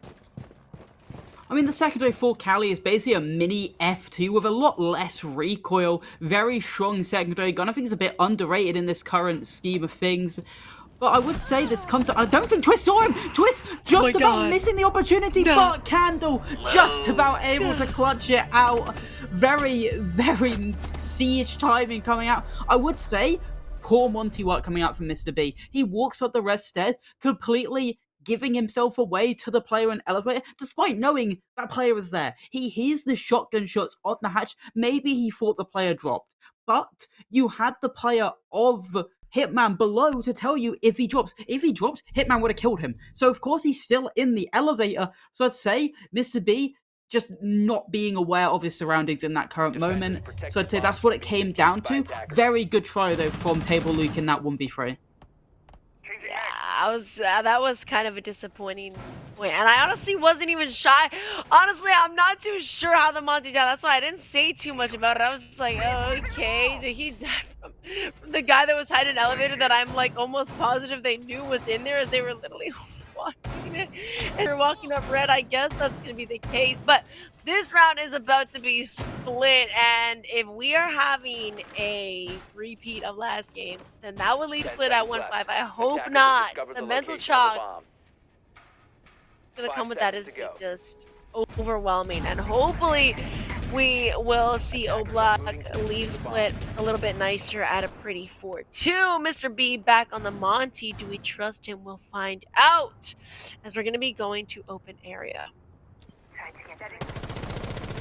Yeah, we're going to see maybe if this can be a closer affair. They have at least won this site once, but this is looking very familiar, at least, from the same thing that happened on Chalet. They won the second round, and then it came down to a 5-1 split, ending up with them maybe having a final chance to get a second round on a site they had won before. But with a Monty, you can very much just walk through Kitchen, get that position. But as I say that, Brios, he's been so good in these opening engagements, and he's going to continue it up, getting that opening pick onto the near hero of last round. But Mike W finally showing more up in this server. Pretty sure he'll take out the Azami, and now Mike W can just go into this position and start getting this plant down, as there's nothing really to stop him. Have it, getting it planted down. However, it is going to be a one-man deficit. Make it a two-man. The bomb is still going to get planted nonetheless. It's going to be up to Hitman and Big Mr. B in order to win out this round. The boys of Drive are going to need to take down these two players along with 7 seconds to spare. One gets taken down. The elusive Brios is a monkey swinging from the railings up above and just absolutely catching his prey off guard. And, well, that's unfortunate, and Split is looking at a pretty 5-1 for the boys on Thrive. That is, that's not where you want to be right now. It was actually great early game. Yes, they also opening pick, but then able to take down that Azami player so quickly, and able to get that bomb plant so quickly as well. It was then the post plant. That was the problem. They lost too many bodies when trying to get that plant down. It then allowed it just then allowed such a quick take back for Thrive to be established, because the post plant was just so weak. They had a Monty up. Yes, Monty's a very strong, but he's not winning a 1v4, and especially with the fact that J Hitman went down just before, and he wasn't even in a good position either, because they could have just powered that Monty. He's all the way outside of electrical. There's nothing he can really do, especially when he has Brios just swinging out from above, Assassin's Creed style, jumping down below on top of him, and then in the end, it came down to 5-1. Oh my god, Assassin's Creed style is hilarious. And I'm not gonna lie, the mental chalk between, and I always say this, the difference between 5-1 and 4-2, although it's literally 1 round, 1 point difference, I think that the mental chalk between the two is like a complete different universe. Having to come back from 2-4 is a lot more doable, or at least it appears a lot more doable and a lot more, you know, plausible than, having to come back from a 1-5 deficit. Big step of Luke, though, is going to make a really big play, taking down one of the main contributors, basically the biggest contributor on Thrive right now, none other than Mr. Twiz. That was a great pick, and that's what I like to see, a little bit of aggression, and it works in the favor of O-Block as we have a 5v4 now in their favor. I said that Lucas had 2 bad series. I think he was poor against Envy, and I think he was poor at least map 1 of Thrive. But so far in this game, I think he's been the top performer for O-Block. He's been getting so many important picks after important picks in this game so far, and his positioning hasn't been too bad either. I think he's been great. I think it's night and day from the first map. Yes, O-Block haven't really been seeing much profit from it, but I would say it's down to just a lot of team play coming out, and Thrive, they've just looked so dominant so far. Twist being down early, though, is massive. He probably had hard reach charges, and obviously those Grim Bees down is very important. And Western also getting the next pick on the Candle. Those are 2 star players from Thrive that you normally see pop off in the server a lot. The problem is, I was about to say they're still in Ray and Brios, but they are also taken down now. It's all up to Brios and Moses on the Monty, on the Twitch to try and take this team for this next game. Mike W on that Boshi, got a pick just before. Can he get the next one? He does. Brios down, and now it's all up to Moses. 1v5. I said 1v4 and the Monty was hard. He's got a 1v5 to do. Yeah, that's this is gonna be a real steep hill to climb, and I'm not gonna lie, I can't imagine that he's gonna be able to make it to the top of this mountain. He might be able to, you know, get a couple. There we go. There goes one. That's Luke.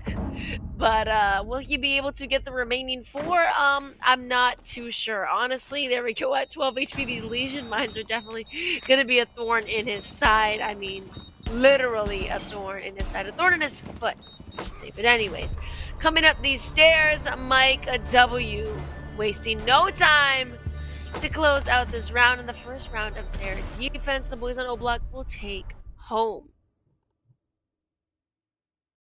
A really great round coming out from Mike W. A great aggression early on from Table Luke, not able to get the kill there. Nearly did get it through those Legion Mines, just ticking away at the Monty's health. But just like they did on Chalet, they get the opening defending round. You just hope for the sake of O Block it doesn't trail in that same favor. But to be fair, when they won their first defending round on Chalet, it came down to a 1v1. It was very close still, despite the nature. But here, dominant display, honestly. O-Block looked perfect on their defense. Thrive just didn't realize and just didn't. I just don't think they realized what was coming at them. The aggression was perfect from O-Block this time out. And now, because of that, they sit 5-2 down, maybe starting a comeback. I said they could maybe start one last time. It didn't end out to be so. So I'm not going to count my chickens until they hatch this time round. But it's definitely in the realm of possibility, I think.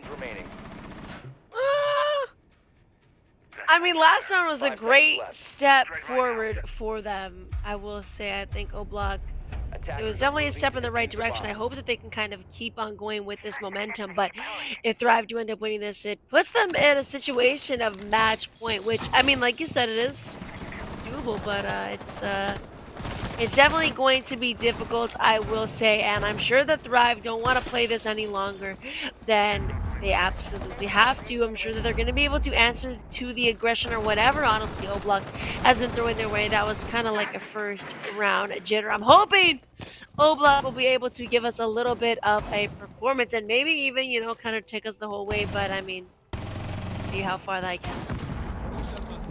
Yeah, it's going to be very hard. A lot of ground already established for Thrive as well. They've been able to get this top square position, trying to aggress onto the player inside of this office area. Twist actually going to be the one fighting her on that Striker. Not an operator you see a lot actually in the current schemes, but yes, actually a very good operator. Brings you so much utility. You're going to see this time out Twist not bringing Heartbeat Chargers, but he will be bringing nades and flashbangs. A lot of utility to maybe deny some of these Keebers, these Goyos, even try to break these Malusi gadgets. And also, he's got a good gun, shotgun as well. He's actually a very strong operator. And as I'm saying how good he gets taken down by Mr. B early on. Entry pick again goes to O-Block on their defensive rounds. And now we're going to see if they can establish a win from this. Big contributor taken down yet again. And so Thrive are... Oh my god! My god, let him cook. Beautifully done, but the cooking might not last for too long. A 3v3 now. The boys on O-Block and Thrive both equaled out, and it seems like Mike has made his way back into the building with literally no HP taken at all. Beautifully done. Not even a little bit of damage. How about that window? He's got literal metal knees, and so it seems like that absolutely worked. With that though, already Brio seems to be taking inside, and I'm sure Moses might come to join him once they find out if it's clear or not. And no, it's not clear, but regardless, the bomb is still gonna end up getting planted. Hitman taking down one, but that's not gonna stop that bomb from going down. And damn, catching him off guard. Jeez, Moses is gonna take down Hitman. Gonna get taken down from the back though. It's gonna be none other than Mr. Mike W. Candle. Up above, are they aware that he's there? And I believe that they did plant on just underneath that hatch. Unfortunately, I think he might just hear it too little too late. No, he doesn't. But oh my god. Mike W. let that man cook. Hopping out the window, running all the way back into the building. And being, oh my god, he says, oh no, he didn't say that, but somebody said sit boy. Beautifully Table done. actually saying it. Table Luke talking about sit boy. Oh my god, I gotta say, Mike W. An amazing round. Literally never fails to impress. Every time I see this guy play, he impresses me. In that round, although he was kind of been a little bit silent this game, he's redeemed himself with that one round. Yeah, I'd agree with you there, Mike W being very quiet. I think the main thing is the fact he's able to jump out the window, get the pick, and get back into the building. I think that's really what came for profits for him right there. And the 3K in the round in the end puts him actually positive on the board. And I say Luke actually did a great job as well with him in that 2v1. He's able to just bait out the partner, bait out the cover that allows Mike W to then get the pick off. To be fair, Table Luke nearly got the defuse down all the way, just about being stopped, but now O-Block have just won 2 defenses in a row, more defenses they won the entirety of Chalet, I'm pretty sure, and the comeback is looking very possible now. Obviously, 5 can still take 1 round, put it onto match point, and then all they have to do is win another, but it's looking hard for them to really crack the entry game, and Mike W, he's playing exceptionally well as Hitman. Hitman is popped off in this game. Luke's popped off in this game. Mr. B is waking up in this game. I said, if these players wake up, it'll be a lot harder for Thrive to stomp over them. That's what's happening. Early game, Mike W, the star player, wasn't really alive to it. But now with him also waking up, I think O-Block are definitely in the driver's seat for this game. A bomb has been located. They have got the window control at the moment. We're going to see them start establishing this outside presence. And Mike W goes down just as I mentioned his name, just as I mentioned how well he's been doing in these most recent rounds. He goes down. That is Caster Curse in a nutshell. Very, very poor for O-Block right now, as Thrive could definitely start setting up, and we will see the 0 on the board, getting this information out for the attackers. Obviously, the new recent patch giving him 6 cameras on the board that now allows him to get so much information, especially on a site like Bank, which is just so open to the attackers for them able to take and get that information from a simple camera. They can see all the way from lobby through Trump and Banana. Just gives them information of exactly where the attack is going to be. Aggression coming out from Luke Table, not going to find any pick currently out, but Mr. B goes down, and now we sit in this 5v3 for Thrive. That is not looking too good. O-Block now going to be in a situation where they're not only just at a 1-man deficit, but a 2-man deficit at that. I'm not sure if they realize that Weston is there. They might have just misjoined him, and he's not going to get rid of that. Jody doesn't want to give away his position, and there we go. Taking it down, and Candle will make the score a little bit closer than what it was before, as we just about approach a minute remaining in the round. Yeah, a beautiful pick for Western, but it's still going to be a hard challenge in front of the players for O-Block. 4v3 still on the board. Inuya hits a Gumai, so a little bit of information giving out is inside of 18. Maybe a bit too far actually to be given out because obviously the noise. But Luke gets another pick, and that's Diffuser down all the way from stock. A beautiful collection for the Frost. And now we sit back in a 3v3, 30 seconds left. Diffuser, yes, it's close to Twist. He hasn't got it yet, but they need to get the spark down soon. Western takes a loads of damage and is finally taken down. And Brios takes down Luke. It's all up to Hitman. He's been a lot better in this game than he was on Chalet. Not able to get either of the picks, and Brios finishes him out. He has been electric in both of these maps. He's continuing his fine form, and now he's given Thrive map point and series point. Yeah, oh no. That was honestly looking really nice for O-Block too, especially when it was equalized out. That was looking great, but unfortunately that just doesn't last long. And Thrive sitting in a really good position to close out the second map, and not just close out the second map, but close out the entire series itself. So that's O-Block's got a lot to do. They cannot make a mistake at all. They do not have the luxury of being able to,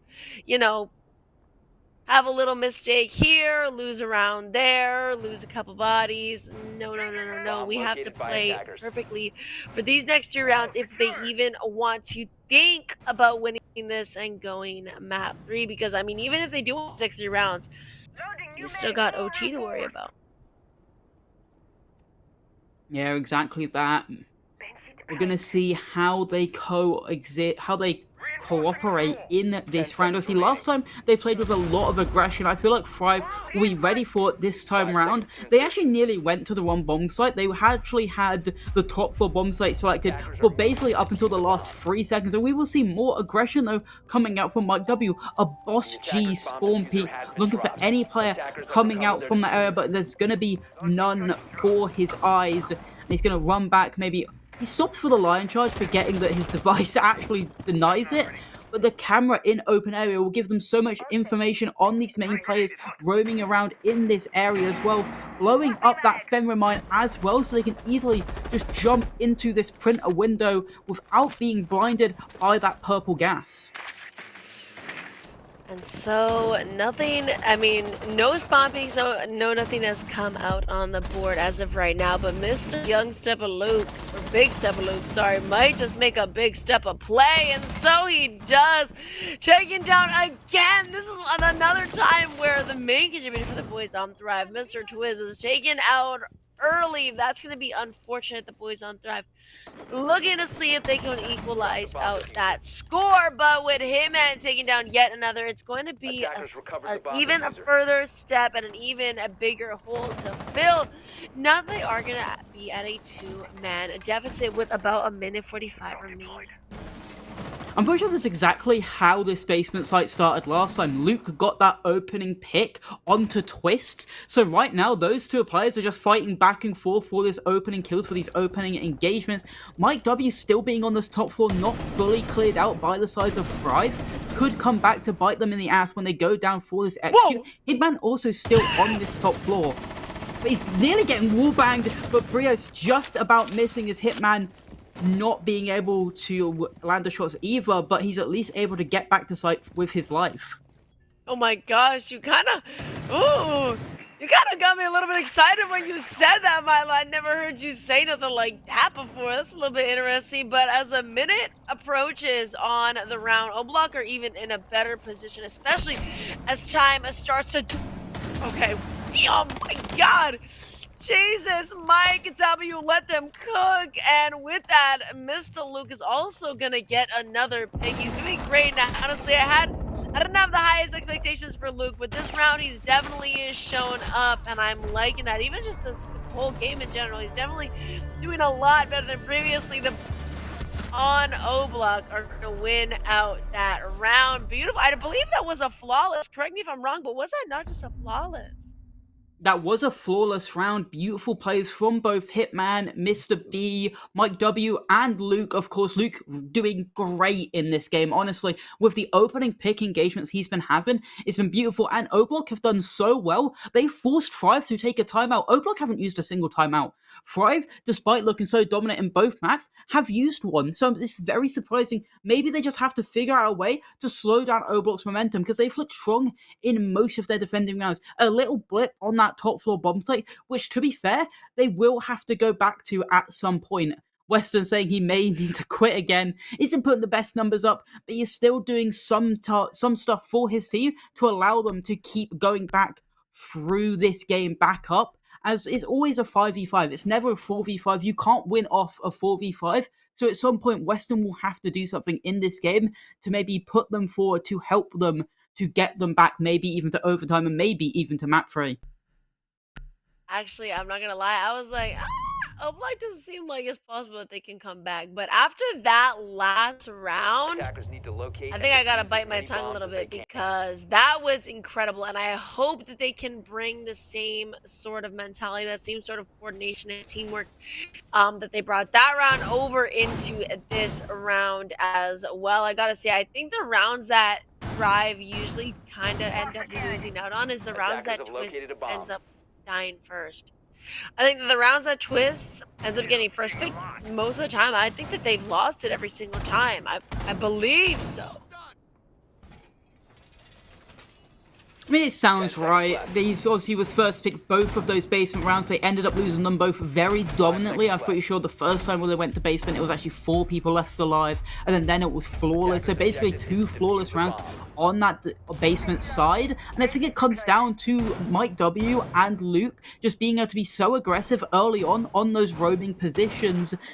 And now we're going to see if they can do the same on this middle floor. They want to outlast him, but it came close. It was a post-plant situation and did come down to a 1v1 or to a 2v1 and then a 1v1 between Mike W just about clutching it out with Luke Table.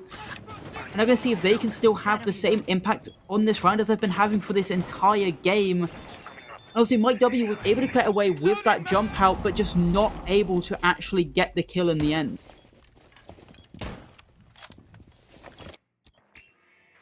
Early on into this round, and no spawn peaks, no, not even a little bit of damage at all. I'm excited to see what Moses is going to bring with this Monty as well, how he's going to decide to make his way through. Previously, when Oblak were attacking, we had seen Mr. B on that Monty, and he was making a couple mistakes. It wasn't the greatest, but it wasn't the worst. We'll see if Moses is going to be any better than Mr. B on that Monty.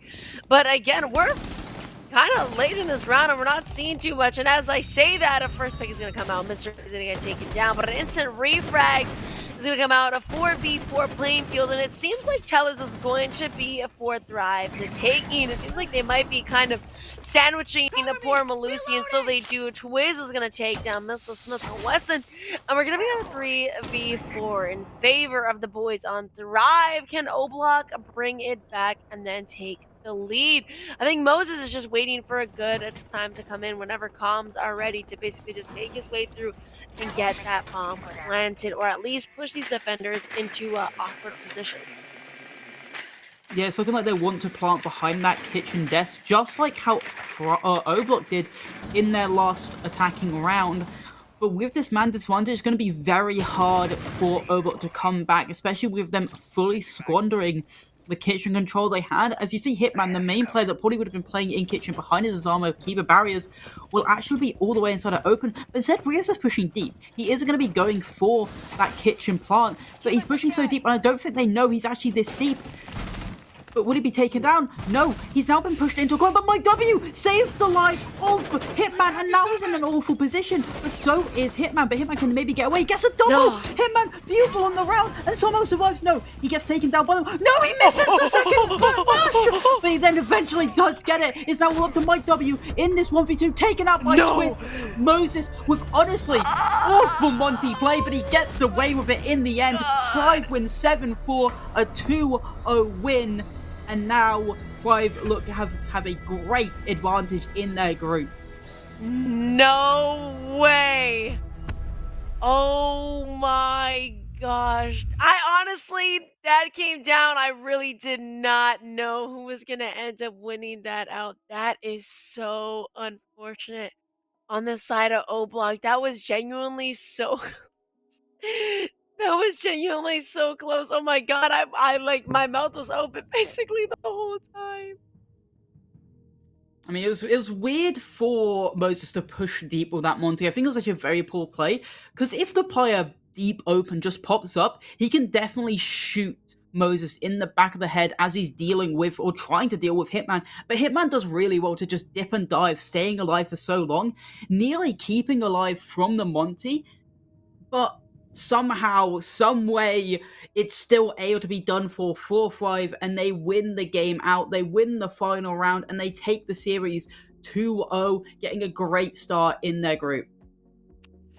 I gotta say, Thrive played, and they were playing basically to the maximum effort, at least as what it appeared to me to be, for both games, doing absolutely incredible. And I mean, game for Oblak was a lot better than Chalet. Chalet was just, I don't even want to think about Chalet for Oblak, because it was just not really anything to say other than, that was bad. But Bank, they looked a lot stronger, they looked a lot better, and I wish that last round genuinely went in their favor, because I think that would have definitely kind of had Thrive a little bit scared. I feel like Thrive weren't scared enough really to be playing against Oblak, especially after Chalet. I'm sure that they kind of thought, well, this might just be, another easy kind of map. So I'm sad, I'm disappointed that Oblak didn't end up winning at least that last round. That last round was great, but I still gotta say, what a difference between Oblak on Chalet versus Oblak on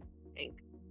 somewhat easy pickings for Thrive in the end. 2-0. O-Block somewhat turned up in the second map, just not enough to come back all the way. It does put them down very poorly in their conference. They've now lost 2 games, obviously 1-2-1, 1-2-0, at least having 1 point for winning a map. But that's going to be it from us today. All games have been played, but we'll have more across the week, more games coming up. But from me and Bianca, that's going to be it. Thank you all for watching and have a great night. Bye, guys.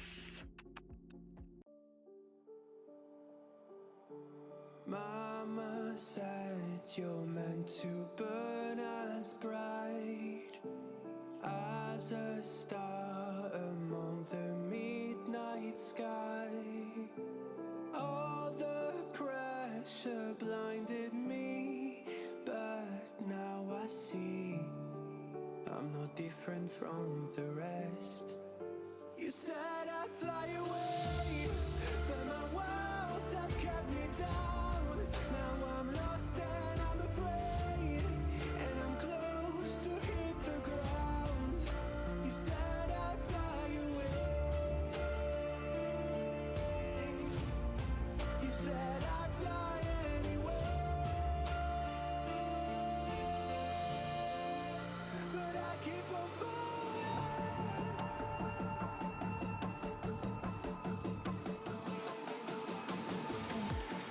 You said I'd fly anyway, but I keep on falling.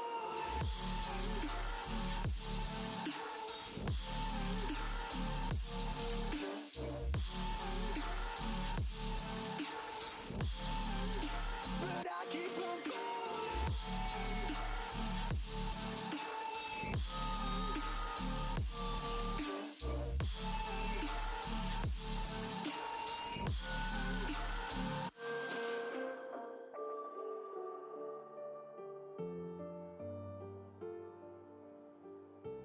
We're all searching for that open door.